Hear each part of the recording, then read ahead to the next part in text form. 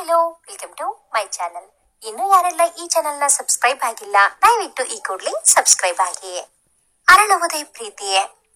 ಬಾಗಿಲನ್ನು ದಡ್ಡೆಂದು ಮುಚ್ಚಿ ರೂಮಿಗೆ ಬಂದೆ. ಅಳುವು ಸಹ ಬರುತ್ತಿತ್ತು. ಕೋಪದಿಂದ ಕುದಿಯುತ್ತಿದ್ದೆ. ಅಮ್ಮ ವರ್ಷ ಎಂದು ಕರೆಯುತ್ತಲೇ ಇದ್ದರು. ಒಮ್ಮೆಲೆ ಬಾಲ್ಯ ನೆನಪಿಗೆ ಬಂತು. ಅಪ್ಪ, ಅಮ್ಮ, ನಾನು ಹಾಗೂ ಅಣ್ಣ. ಎಷ್ಟು ಸುಂದರವಾಗಿತ್ತು ಆ ದಿನಗಳು. ಅಣ್ಣ ಪಂಕಜ್ ನನ್ನನ್ನು ಗೋಳು ಹೊಯ್ದುಕೊಂಡರೂ ಸಹ ನಾನೇನು ಅಳುತ್ತಿರಲಿಲ್ಲ. ಅಪ್ಪ ಅಮ್ಮ ನನಗೆ ಬೆಂಬಲ ನೀಡುತ್ತಿದ್ದರು. ಇದ್ದುದರಲ್ಲಿ ನಾವು ಸ್ಥಿತಿವಂತರಾಗಿದ್ದೆವು. ಹಬ್ಬ ಹರಿದಿನಗಳಲ್ಲಿ ಅಮ್ಮ ನಮ್ಮ ವಟಾರದವರನ್ನೆಲ್ಲ ಕರೆದು ಬೇಕಾದಷ್ಟು ದಾನ ಧರ್ಮವನ್ನು ಮಾಡುತ್ತಿದ್ದರು. ಅಪ್ಪನೂ ಸಹ ಕೆಲಸದವರಿಗೆ ಧಾರಾಳವಾಗಿ ಸಂಬಳವನ್ನು ಕೊಡುತ್ತಿದ್ದರು. ನಮಗೆ ಹಣಕಾಸಿಗೇನು ತೊಂದರೆ ಇರಲಿಲ್ಲ. ಒಟ್ಟಾರೆ ಸಂತೃಪ್ತ ಕುಟುಂಬ. ಇದರ ಮಧ್ಯೆ ನನಗೆ ಬಹಳ ಖುಷಿ ಕೊಡುವ ವಿಚಾರವೆಂದರೆ ಅದು ರಿಷಿನೊಂದಿಗೆ ಆಟವಾಡುವುದು. ರಿಷಿ ನನ್ನ ಅಚ್ಚುಮೆಚ್ಚಿನ ಗೆಳೆಯನಾಗಿದ್ದ. ಶಾಲೆಯಲ್ಲಿ, ಮನೆಯಲ್ಲಿ ಎಲ್ಲಾ ಕಡೆಯೂ ನನಗೆ ಅವನೇ ಜೊತೆಯಲ್ಲಿ ಇರುತ್ತಿದ್ದ. ನನಗೆ ಹುಷಾರಿಲ್ಲದೆ ಶಾಲೆಗೆ ಹೋಗಲಿಲ್ಲವೆಂದರೆ ಅವನು ಶಾಲೆಗೆ ರಜೆ ಹಾಕಿ ನಮ್ಮ ಮನೆಯಲ್ಲಿ ನನ್ನ ಮಂಚದ ಪಕ್ಕ ಕುಳಿತು ನನ್ನ ಜೊತೆ ಮಾತನಾಡುತ್ತಾ ಸಮಯ ಕಳೆಯುತ್ತಿದ್ದೆನು. ರಿಷಿನ ಅಪ್ಪ ಅಮ್ಮ ಸಹ ನಮ್ಮ ಕುಟುಂಬಕ್ಕೆ ಆತ್ಮೀಯರಾಗಿದ್ದರು. ನನ್ನ ಜೀವನ ಹೀಗೆಯೇ ನಡೆಯುತ್ತದೆ, ನನ್ನ ಕುಟುಂಬ ಹಾಗೂ ರಿಷಿ ಜೊತೆ ಇದ್ದು ಬಿಡುತ್ತೇನೆ ಎಂದುಕೊಂಡಿದ್ದೆ. ಆದರೆ ಯಾರಿಗೆ ಗೊತ್ತಿತ್ತು, ವಿಧಿ ಬೇರೆಯದನ್ನೇ ಬಯಸುತ್ತೆಂದು. ಒಂದು ದಿನ ಎಂದಿನ ಹಾಗೆ ಶಾಲೆ ಮುಗಿಸಿ ಮನೆಗೆ ಬಂದೆ. ಅಮ್ಮ ಎಂದಿನ ಮುಗುಳ್ನಗೆಯೊಂದಿಗೆ ನನ್ನನ್ನು ಬರಮಾಡಿಕೊಂಡು ಬಿಸಿ ಬಿಸಿಯಾದ ಅಡಿಗೆ ಬಡಿಸಿದರು. ನಾನು ಊಟ ಮುಗಿಸಿ ರಿಷಿ ಜೊತೆ ಆಟವಾಡಲು ಹೋಗುವಾಗ ಅಣ್ಣ ಕೂಡ ಶಾಲೆಯಿಂದ ಬಂದ. ಮುಸ್ಸಂಜೆಗೆ ನಾನು ಮನೆಗೆ ಬರಲಿದೆ. ಅಣ್ಣ ಏನು ಬರೆಯುತ್ತಿದ್ದ. ಆದರೆ ಅಪ್ಪ ಮಾತ್ರ ಮನೆಗೆ ಬಂದಿರಲಿಲ್ಲ. ಸ್ವಲ್ಪ ತಡವಾಗಬಹುದೇನೋ ಎಂದುಕೊಂಡೆ. ಆದರೆ ಅಪ್ಪನ ಆಗಮನವಿಲ್ಲ. ರಾತ್ರಿ 8 ಆದರೂ ಅಪ್ಪನ ಸುಳಿವಿರಲಿಲ್ಲ. ಅಮ್ಮ ಗಾಬರಿಯಿಂದ ಚಡಪಡಿಸುತ್ತಿದ್ದರು. ಅಣ್ಣ ತಲೆನೋವೆಂದು ಆಗಲೇ ಮಲಗಿಬಿಟ್ಟಿದ್ದ. ನಾನು ಅಪ್ಪ ಬರೋವರೆಗೂ ಮಲಗುವುದಿಲ್ಲ ಎಂದು ಹಠ ಮಾಡಿ ಕುಳಿತಿದ್ದೆ. ಆದರೆ ನಿದ್ರಾದೇವಿ ಯಾವಾಗ ಆವರಿಸಿದಳೋ ಏನೋ. ಎಚ್ಚರವಾದಾಗ ಅಮ್ಮ ಅಳುತ್ತಾ ನಮ್ಮ ವಸ್ತುಗಳನ್ನೆಲ್ಲ ಒಂದು ದೊಡ್ಡ ಲಾರಿಗೆ ತುಂಬುತ್ತಿದ್ದರು. ಅಪ್ಪ ಬಹಳ ಬೇಸರದಿಂದ ಮನೆಯೆಲ್ಲ ನೋಡುತ್ತಾ ಯಾವ ಸಾಮಾನನ್ನು ಬಿಟ್ಟಿಲ್ವಾ ಎನ್ನುತ್ತಿದ್ದರು. ಅಣ್ಣ ಅದಾಗಲೇ ನನ್ನ ಹಾಗೂ ಅವನ ಪುಸ್ತಕಗಳನ್ನು ಜೋಡಿಸಿ ಗಾಡಿಗೆ ತುಂಬಿಸಿದ್ದ. ಏನಾಗುತ್ತಿದೆ ಎಂದು ನನಗೆ ಅರ್ಥವೇ ಆಗುತ್ತಿರಲಿಲ್ಲ. ಅಮ್ಮ ಹಿತ್ತಲ ಕಡೆ ಹೋಗಿ ಅವಳು ಪ್ರೀತಿಯಿಂದ ಬೆಳೆಸಿದ್ದ ಗಿಡಗಳನ್ನು ನೋಡುತ್ತಾ ಕಣ್ಣೀರು ಸುರಿಸುತ್ತಿದ್ದಾಗ, ಅಪ್ಪ, ಆಗಲೇ 11:30 ಆಗಿದೆ, ಇನ್ನೂ ತಡ ಮಾಡುವುದು ಬೇಡ, ನಡಿ ಎಂದು ಅಮ್ಮನನ್ನು ಸಂತೈಸುತ್ತಾ ಕರೆದುಕೊಂಡು ಬಂದರು.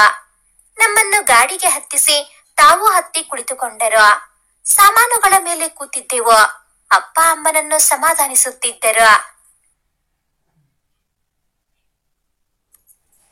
ನಾನು ಏನಾಯಿತೆಂದು ಕೇಳಲು ಹೋದಾಗ ಅಣ್ಣ ಕೈ ಅದುಮಿ ಸುಮ್ಮನಿರುವಂತೆ ಹೇಳಿದ.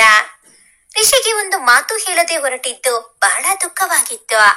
ಆದರೆ ಒಂದು ಮಾತ್ರ ಖಾತರಿಯಾಗಿತ್ತು, ರಿಷಿ, ಈ ಮನೆ, ಆ ಶಾಲೆ ಎಲ್ಲವನ್ನೂ ನಾನು ಮತ್ತೆ ನೋಡುವುದಿಲ್ಲವೆಂದು. ಪುನಃ ನಾನು ಇಲ್ಲಿಗೆ ಬರಲಾರೆ ಎಂದು ಅರಿತಾಗ ಮೌನವಾಗಿ ಅಳಲು ಶುರು ಮಾಡಿದೆ. ಅಣ್ಣ ನನ್ನನ್ನು ತಪ್ಪಿ ಹಿಡಿದು ಅಳ್ಬೇಡ ಕಣೋ ಎಂದು ಸಮಾಧಾನಿಸುತ್ತಿದ್ದ. ಹಾಗೆ ನಿದ್ರೆ ಬಂದು ಬಿಟ್ಟಿತು. ನಾವು ಆ ಊರನ್ನು ಬಿಟ್ಟು ಬಂದಾಗ ನನಗೆ 12 ವರ್ಷ, ಅಣ್ಣನಿಗೆ 15. 10 ವರ್ಷಗಳ ಸ್ನೇಹಿತನಾದ ರಿಷಿನನ್ನು ಬಿಟ್ಟು ಬಂದದ್ದು ನನಗೆ ನಿಜಕ್ಕೂ ನಂಬಲಾಗಲಿಲ್ಲ. ಪರಿಸ್ಥಿತಿಯನ್ನು ಅರ್ಥ ಮಾಡಿಕೊಳ್ಳುವ ವಯಸ್ಸು ಅದಾಗಿದ್ದಾದರೂ ಮನೆಯಲ್ಲಿ ಚಿಕ್ಕವಳಾದ್ದರಿಂದ ಚಿಕ್ಕ ಹುಡುಗಿಯಂತೆಯೇ ಯೋಚಿಸುತ್ತಿದ್ದೆ. ಮಾರನೆಯ ದಿನ ನಾವು ತಲುಪಿದ್ದು ಅಜ್ಜಿಯ ಮನೆಯನ್ನು. ಕೂಡು ಕುಟುಂಬ. ಅಜ್ಜಿ, ತಾತ, ದೊಡ್ಡಪ್ಪ, ದೊಡ್ಡಮ್ಮ, ಅವರ ಮಕ್ಕಳು, ಅತ್ತೆ ಮಾವ ಹಾಗೂ ನನಗಿಂತ 4 ವರ್ಷ ದೊಡ್ಡವನಾದ ಅವರ ಮಗ ಪುನೀತ್. ಅಲ್ಲಿಗೆ ಬಂದ ಕೂಡಲೇ ಅಪ್ಪ ನಮ್ಮನ್ನು ಪುನೀತ್ ಓದುತ್ತಿದ್ದ ಶಾಲೆಯಲ್ಲಿ ಸೇರಿಸಿದರು. ಹೊಸ ಪರಿಸರಕ್ಕೆ ಹೊಂದಿಕೊಂಡು ಹೋಗಲು ನನಗೆ ಬಹಳವೇ ಸಮಯ ಬೇಕಾಯಿತು. ಹೊಸ ಪರಿಸರಕ್ಕೆ ಹೊಂದಿಕೊಂಡರೂ ರಿಷಿ ಆಗಾಗ ನೆನಪಿಗೆ ಬರುತ್ತಿದ್ದ. ಇಲ್ಲಿ ಏನೋ ಹಬ್ಬ ಹರಿದಿನಗಳಲ್ಲಿ ಸಡಗರವೇ ಇರುತ್ತಿರಲಿಲ್ಲ.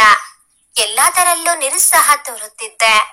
ಅಣ್ಣ ಅಪ್ಪ ಅಮ್ಮನನ್ನು ಏನು ಕೇಳಬೇಡ ಎಂದಿದ್ದರಿಂದ ನಾವು ಇದ್ದಕ್ಕಿದ್ದ ಹಾಗೆ ಮನೆ ಯಾಕೆ ಬಿಟ್ಬಂದ್ವಿ ಎಂದು ನನಗೆ 6 ತಿಂಗಳು ಕಳೆದಿದ್ದರೂ ತಿಳಿದಿರಲಿಲ್ಲ. ನಂತರ ಒಂದು ದಿನ ಅಣ್ಣ ಪಾರ್ಕಿಗೆ ಕರೆದುಕೊಂಡು ಹೋಗಿ ಅಪ್ಪನ ವ್ಯವಹಾರದಲ್ಲಿ ಅವರ ಜೊತೆಗಾರರು ಮೋಸ ಮಾಡಿ ದುಡ್ಡನ್ನು ಕಿತ್ತುಕೊಂಡು ಈಗಿಂದೀಗಲೇ ಊರು ಬಿಟ್ಟು ಹೋಗೋ, ಇಲ್ಲದಿದ್ದರೆ ನಾಳೆ ನಿನ್ನ ಕುಟುಂಬ ಮಣ್ಣಲ್ಲಿ ಮಣ್ಣಾಗಿರುತ್ತದೆ ಎಂದು ಎದುರಿಸಿದ್ದಾರೆಂದು ಹೇಳಿದ. ಅಪ್ಪ ಅಮ್ಮ ಮುಂಚಿನ ಹಾಗೆ ನಮ್ಮನ್ನು ಮಾತನಾಡಿಸುತ್ತಿದ್ದರು. ನಮ್ಮಲ್ಲಿ ಪ್ರೀತಿಗೆ ಏನೂ ಕಡಿಮೆ ಇರಲಿಲ್ಲ. ಆದರೆ ದೊಡ್ಡಮ್ಮ ಅತ್ತೆಯ ನೋಟವು ನಮ್ಮನ್ನು ಇರಿಯುತ್ತಿದ್ದವು. ಅಪ್ಪ ಒಳ್ಳೆಯ ಕೆಲಸಕ್ಕೆ ಸೇರಿದ್ದರು. ಒಳ್ಳೆಯ ಸಂಬಳವೂ ಬರುತ್ತಿತ್ತು. ಆದರೆ ಮುಂಚಿನಷ್ಟಲ್ಲ. ನಾವೇನೋ ಬಿಟ್ಟಿಯಾಗಿ ಇವರ ದುಡ್ಡಿನಲ್ಲಿ ಜೀವನ ನಡೆಸುತ್ತಿದ್ದೇವೇನೋ ಎನ್ನುವ ಹಾಗೆ ಆಡುತ್ತಿದ್ದರು. ಪುನೀತ್ ಅಣ್ಣನ ಮೂಲಕ ನನ್ನಲ್ಲಿ ಪ್ರೇಮ ನಿವೇದನೆ ಮಾಡಿದ್ದ. ಆದರೆ ನನ್ನಲ್ಲಿ ಪುನೀತ್ಗಾಗಿ ಯಾವುದೇ ಭಾವನೆಗಳಿರಲಿಲ್ಲ. ಅತ್ತೆ ದೊಡ್ಡಮ್ಮನಿಗೆ ನಾವು ನಗು ನಗುತ್ತಾ ಇದ್ದರೆ ಏನೋ ಹೊಟ್ಟೆ ಹುರಿ. ಅಪ್ಪ ಅವರ ಮಕ್ಕಳಿಗೂ ನಮಗೂ ಇಂದಿಗೂ ತಾರತಮ್ಯ ಮಾಡುತ್ತಿರಲಿಲ್ಲ. ಆದರೂ ಅವರಿಗೇನೋ ಅತೃಪ್ತಿ. ಅಮ್ಮ ಇದನ್ನೆಲ್ಲ ಹೇಗೆ ಸಹಿಸುತ್ತಿದ್ದಾಳೋ ಏನೋ. ಇದರ ನಡುವೆಯೇ ನಾನು 10ನೇ ತರಗತಿಗೆ ಬಂದಿದ್ದೆ. ಅಣ್ಣ ಇಂಜಿನಿಯರಿಂಗ್ ಓದುತ್ತಿದ್ದ. ಚೆನ್ನಾಗಿ ಓದಿ ನಾನು ಕೆಲಸವನ್ನು ಹಿಡಿದು ಅಪ್ಪ ಅಮ್ಮನನ್ನು ಹೆಮ್ಮೆ ಪಡಿಸಬೇಕು. ನಮ್ಮನ್ನು ಕಂಡು ತಾತ್ಸಾರ ಪಡುವವರ ಮುಂದೆ ಎದ್ದು ನಿಲ್ಲಬೇಕೆಂದು ಕನಸು ಕಂಡಿದ್ದೆ. ಅದರಂತೆಯೇ ಒಳ್ಳೆಯ ಅಂಕ ತೆಗೆದು ನಾನು ಸಹ ಇಂಜಿನಿಯರಿಂಗ್ ಸೇರಿದ್ದೆ. ಕಾಲೇಜಿನಲ್ಲಿ ಒಳ್ಳೆಯ ಸ್ನೇಹಿತರೊಡನೆ ಒಡನಾಟ, ಮೋಜು ಮಸ್ತಿ ಯಾವುದಕ್ಕೂ ಕಡಿಮೆ ಇರಲಿಲ್ಲ. ಆದರೂ ರಿಷಿ ಹೇಗಿದ್ದಾನೋ ಎಂಬ ಆಲೋಚನೆ ಬಂದು ಹೋಗುತ್ತಿತ್ತು. ಓದು ಮುಗಿದು ಕೆಲಸಕ್ಕೆ ಸೇರಿದ್ದೆ. ಕೆಲಸಕ್ಕೆ ಸೇರಿ ಇಂದಿಗೆ 15 ದಿನ. ನಮ್ಮ ಟೀಮ್ ಲೀಡರ್ನೊಂದಿಗೆ ಇಂದು ಯಾರೋ ಮಾತನಾಡುತ್ತಿದ್ದ. ಯಾರಿರಬಹುದು ಎಂದು ನೋಡಿದಾಗ ಎಲ್ಲೋ ನೋಡಿದ ಚೆಹರೆ, ಕಣ್ಣುಗಳು. ಆಗ ಗುರುತಿಗೆ ಸಿಕ್ಕಿದ. ಹಾ, ಇವನೇ ರಿಷಿ. ಎಷ್ಟು ವರ್ಷಗಳಾದವು ಇವನನ್ನು ನೋಡಿ. ನಾನು ನೆನಪಿರುವೆನೋ ಅಥವಾ ಮರೆತು ಬಿಟ್ಟಿರುವನೋ. ಆದರೆ ಬಹಳ ಬದಲಾಗಿದ್ದಾನೆ. 6 ಅಡಿ ಎತ್ತರ, ಜಿಂಬಾಡಿ, ಜಗತ್ತನ್ನೇ ಗೆಲ್ಲುತ್ತಾನೆ ಎಂಬ ಆತ್ಮವಿಶ್ವಾಸ. ಕಣ್ಣಲ್ಲಿ ಅದೇನೋ ಒಂಥರ ಹೊಳಪು. ರಿಷಿನನ್ನು ಕಣ್ಣು ಮಿಟುಕಿಸದೆ ನೋಡುತ್ತಿದ್ದೆ. ಬಹಳ ಸುಂದರನಾಗಿ ಕಾಣುತ್ತಾನೆ. ನನಗೆ ರಿಷಿ ಒಂದು ದಿನ ನನ್ನ ಜೊತೆ ಜಗಳ ಆಡಿ ಸಿಟ್ಟಿಗೆ ನನ್ನ ಉದ್ದ ಜಡೆಯನ್ನು ಕತ್ತರಿಸಲು ಬಂದಿದ್ದ ಘಟನೆ ನೆನಪಾಯಿತು. ನಾನು ಶಾಲೆಯಲ್ಲಿ ರಿಷಿ ಜೊತೆ ಮಾತಾಡುತ್ತಿದ್ದಾಗ ನಮ್ಮ ಟೀಚರ್ ನೋಡಿ ಅದೇಕೋ ಗೊತ್ತಿಲ್ಲ ರಿಷಿ ಒಬ್ಬನನ್ನೇ ಬೈದು ಕ್ಲಾಸ್ನಿಂದ ಹೊರಗೆ ನಿಲ್ಲಿಸಿದ್ದರು. ಪಾಪ ರಿಷಿ ಇಷ್ಟಕ್ಕೆ ಅವಮಾನದಿಂದ ಕುದ್ದು ಹೋಗಿದ್ದ. ನಾನು ಕೆಂಪಗೆ ಮಂಗನಂತೆ ಆಗಿದ್ದ ಅವನ ಮುಖ ನೋಡಿ ಬಹಳ ಗೇಲಿ ಮಾಡಿಬಿಟ್ಟಿದ್ದೆ. ಮನೆಗೆ ಹೋಗಿ ರಿಷಿನ ಅಮ್ಮನ ಬಳಿ ಅವತ್ತಿನ ಕಥೆಯನ್ನು ಹೇಳಿ ಅದೆಷ್ಟು ನಗುತ್ತಿದ್ದೆ ಎಂದರೆ ರಿಷಿ ಕೋಪಗೊಂಡು ಕತ್ತರಿಯನ್ನು ತಂದಿದ್ದ ನನ್ನ ಜಡೆಯನ್ನು ಕತ್ತರಿಸಲು. ನಾವಿಬ್ಬರು ಆಗ ಜಗಳ ಆಡುತ್ತಿದ್ದದ್ದು ನೆನಪಿಗೆ ಬಂದು ನಕ್ಕು ಬಿಟ್ಟೆ.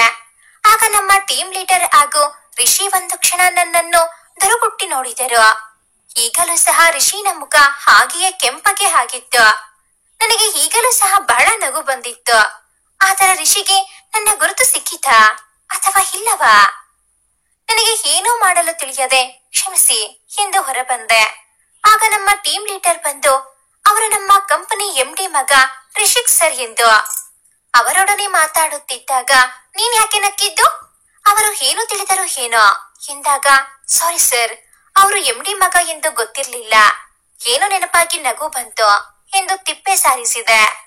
ಮನೆಗೆ ಹೋಗುವ ಮುನ್ನ ರಿಷಿನನ್ನು ಮಾತನಾಡಿಸಬೇಕೆಂದು ನಿಶ್ಚಯಿಸಿ ಹೇಗೋ ದಿನ ದೂಡಿದೆ. ಮನೆಗೆ ಹೊರಡುವ ಸಮಯವಾಯಿತು. ಪಾರ್ಕಿಂಗ್ ಜಾಗದಲ್ಲಿ ನಿಂತು ಗಾಡಿ ತೆಗೆಯಲು ಅಥವಾ ರಿಷಿನನ್ನು ಮಾತನಾಡಿಸಿಕೊಂಡು ಬರಲು ಎಂದು ಯೋಚಿಸುತ್ತಿದ್ದಾಗಲೇ ರಿಷಿ ಲಿಫ್ಟ್ನಿಂದ ಹೊರಗೆ ಬಂದ. ಒಮ್ಮೆಲೆ ಹೋಗಿ ಅವನ ಮುಂದೆ ನಿಂತು ರಿಷಿ ಹೇಗಿದ್ದೀಯಾ? ನೋಡು, ನನಗೆ ಗೊತ್ತಿಲ್ಲದೆ ನಿನ್ನ ಕಂಪನಿಯಲ್ಲಿ ಸೇರಿದ್ದೀನಿ. ಎಷ್ಟು ವರ್ಷಗಳಾಯ್ತು ಅಲ್ವಾ ನಿನ್ನನ್ನು ನೋಡಿ. ಅಪ್ಪ ಅಮ್ಮ ಹೇಗಿದ್ದಾರೆ? ನೀವು ಯಾವಾಗ ಬೆಂಗಳೂರಿಗೆ ಬಂದ್ರಿ ಎಂದು ನಾನು ಒಂದೇ ಸಮನೆ ಪ್ರಶ್ನೆ ಕೇಳುತ್ತಿದ್ದರೆ ಅವನು ತನಗಲ್ಲವೇನೋ ಎಂಬಂತೆ ಇದ್ದು ಮುಂದೆ ನಡೆದ. ಆಗಲೇ ನನ್ನ ಕಣ್ಣಲ್ಲಿ ನೀರು ತುಂಬಿತ್ತು. ತಕ್ಷಣ ಹಿಂದೆ ತಿರುಗಿದವನೇ ನೋಡಿ ಮಿಸ್, ನೀವ್ ಯಾರು ನನಗೆ ಗೊತ್ತಿಲ್ಲ. ಮತ್ತೆ ನನ್ನನ್ನು ರಿಷಿ ಎಂದು ಕರೆಯಬೇಡಿ. ಇದು ನೀವು ಕೆಲಸ ಮಾಡುವ ಜಾಗ, ಫಾರ್ಮಲ್ ಪ್ಲೇಸ್. ನನಗೆ ಬಹಳ ಪರಿಚಯದವರ ಹಾಗೆ ಮಾತಾಡುತ್ತಿದ್ದೀರಿ. ಮೇ ಬಿ ನೀವು ಕನ್ಫ್ಯೂಸ್ ಆಗಿರಬಹುದು. ತಿಳಿದುಕೊಂಡು ಮಾತಾಡಿದರೆ ಒಳ್ಳೆಯದು ಎಂದು ನಿಷ್ಠೂರವಾಗಿ ಹೇಳಿ ಹೊರಟ. ನನಗೆ ಬೇಸರವಾಯಿತು.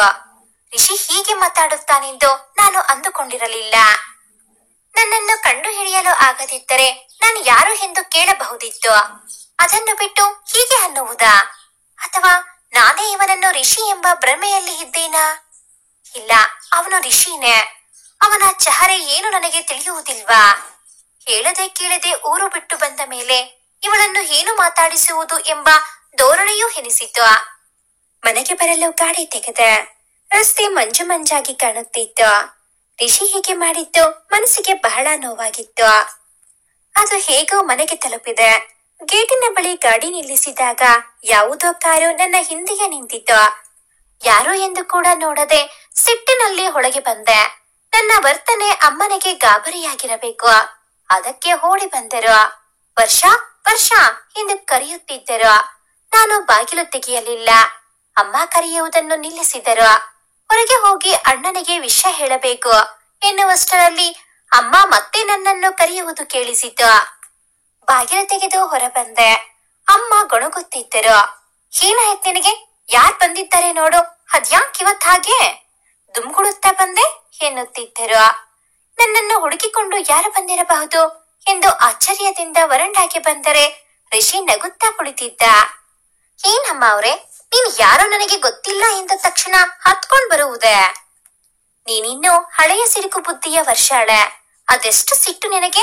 ನನ್ನ ಮೇಲಿನ ಕೋಪಕ್ಕೆ ಯಾರಿಗಾದರೂ ಗುದ್ದಿದ್ದರೆ ಏನ್ ಮಾಡ್ಬೇಕಿತ್ತೆ ತಾಯಿ? ನಾನ್ ಹಾಗೆ ಹೇಳಿದಾಗ ನಾನ್ ನಿನ್ನ ವರ್ಷ ಕಣೋ, ಜ್ಞಾಪ್ಸಿಕೋ ಅಂತ ಹೇಳ್ಬಾರ್ದೆ ಅಂತ ಛೇಡಿಸಿದ. ನನಗೆ ಏನು ಹೇಳಬೇಕೋ ಗೊತ್ತಾಗಲಿಲ್ಲ.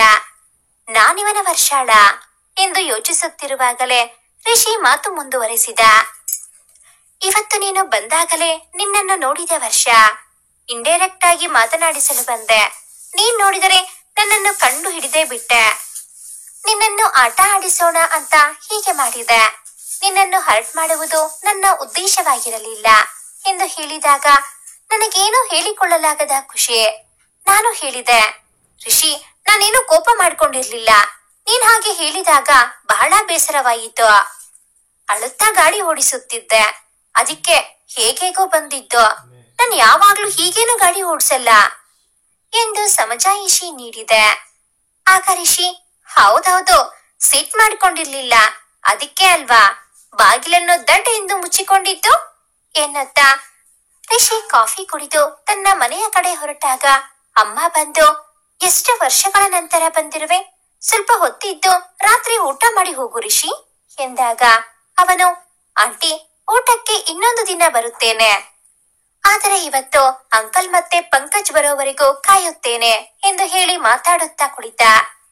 ನಾವು ಊರು ಬಿಟ್ಟು ಬಂದ ನಂತರ ಅವರ ಅಪ್ಪ ಬೆಂಗಳೂರಿಗೆ ಬಂದು ಒಂದು ಸಣ್ಣ ಸ್ಟಾರ್ಟ್ಅಪ್ ಕಂಪನಿಯನ್ನು ತೆಗೆದರು. ಅದು ಬೆಳೆದು ಈಗ ದೊಡ್ಡ ಕಂಪನಿಯಾಗಿ ಬೆಳೆದಿದೆ. ರಿಷಿ MBA ಓದಿ ಈಗ ಅಪ್ಪನ ಕಂಪನಿಯಲ್ಲೇ ಕೆಲಸ ಮಾಡುತ್ತಿದ್ದಾನೆ. ನಮಗೆ ಇಷ್ಟೆಲ್ಲಾ ವಿಚಾರ ಹೇಳುವ ಹೊತ್ತಿಗೆ ಪಂಕಜ್ ಆಫೀಸ್ನಿಂದ ಬಂದ. ರಿಷಿನನ್ನು ನೋಡಿದವನೇ, ಹೇ ರಿಷಿ ಎಂದು ಅರಚುತ್ತಾ ಇಬ್ಬರು ತಪ್ಪಿಕೊಂಡರು. ನಾವಿಲ್ಲಿ ಇರುವುದು ನಿನಗೆ ಗೊತ್ತಾಯ್ತು ಎಂದು ಪಂಕಜ್ ಕೇಳಿದಾಗ ಅಣ್ಣನಿಗೆ ಎಲ್ಲವನ್ನೂ ವಿವರಿಸಿದೆ. ಇನ್ನೂ ಸ್ವಲ್ಪ ಹೊತ್ತು ಎಲ್ಲರೂ ಮಾತಾಡುತ್ತಾ ಕುಳಿತಿದ್ದು ರಿಷಿ ಹೊರಡುತ್ತೇನೆ ಎಂದಾಗ ಅವರನ್ನು ಕಳಿಸಿಕೊಡಲು ನಾನು ಹೊರಬಂದೆ.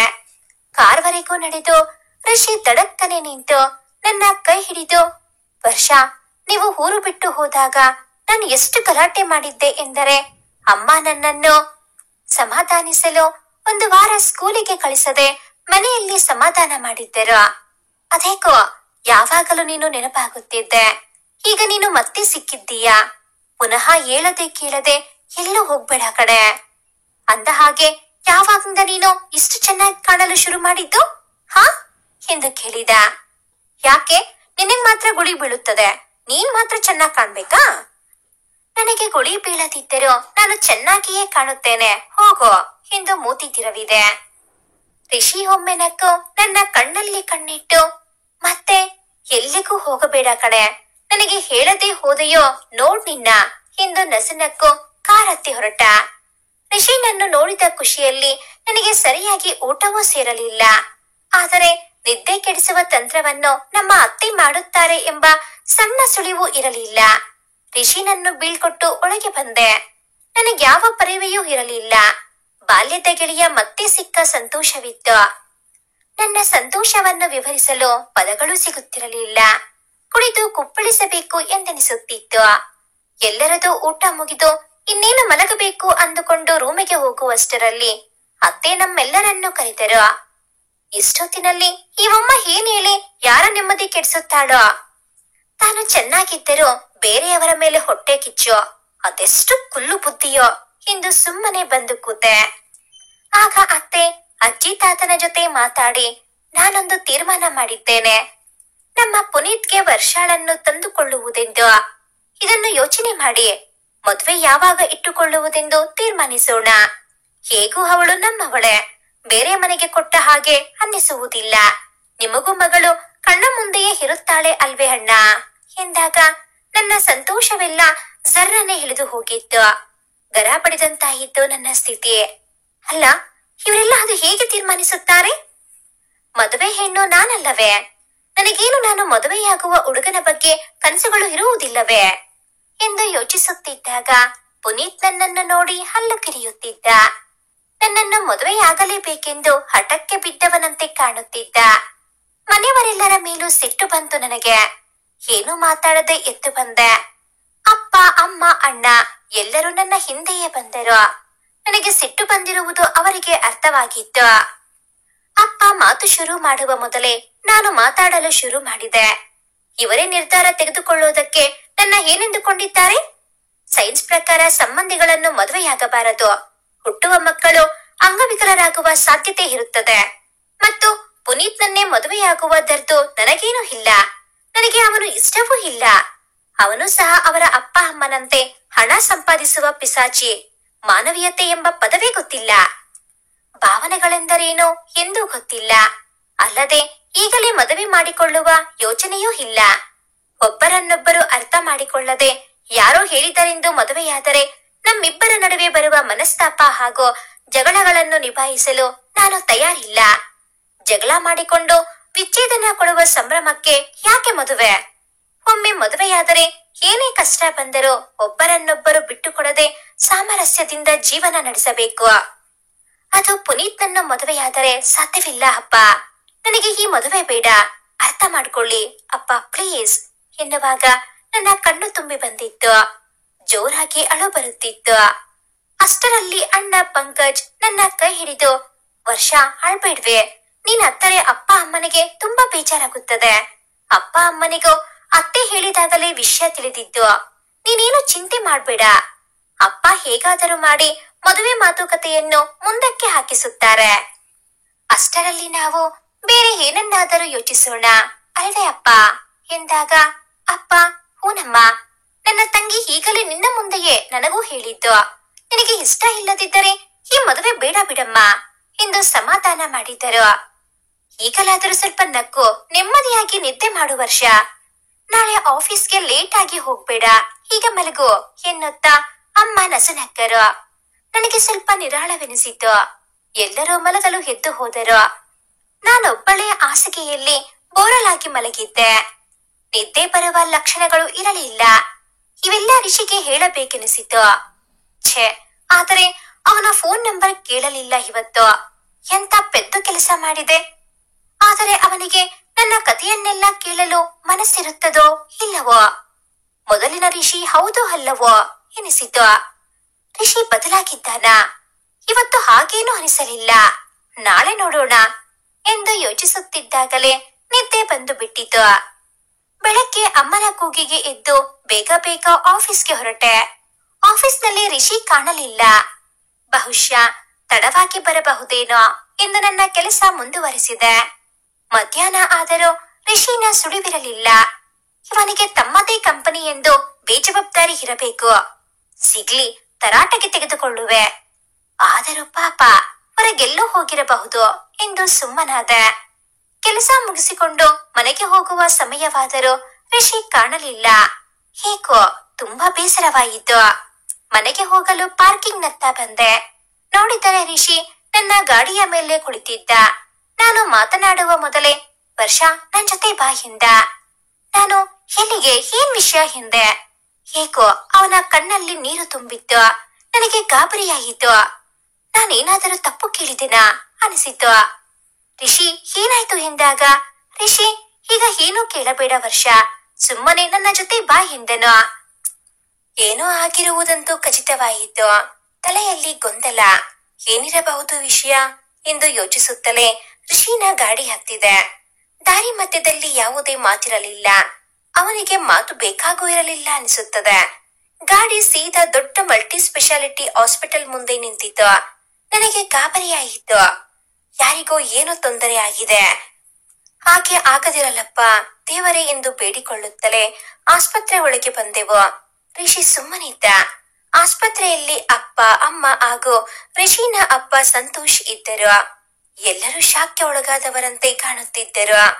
ನಾನು ಓಡೋಗಿ ಅಪ್ಪ ಅಮ್ಮನನ್ನು ಒಂದೇ ಸಮನೆ ಕೇಳತೊಡಗಿದೆ.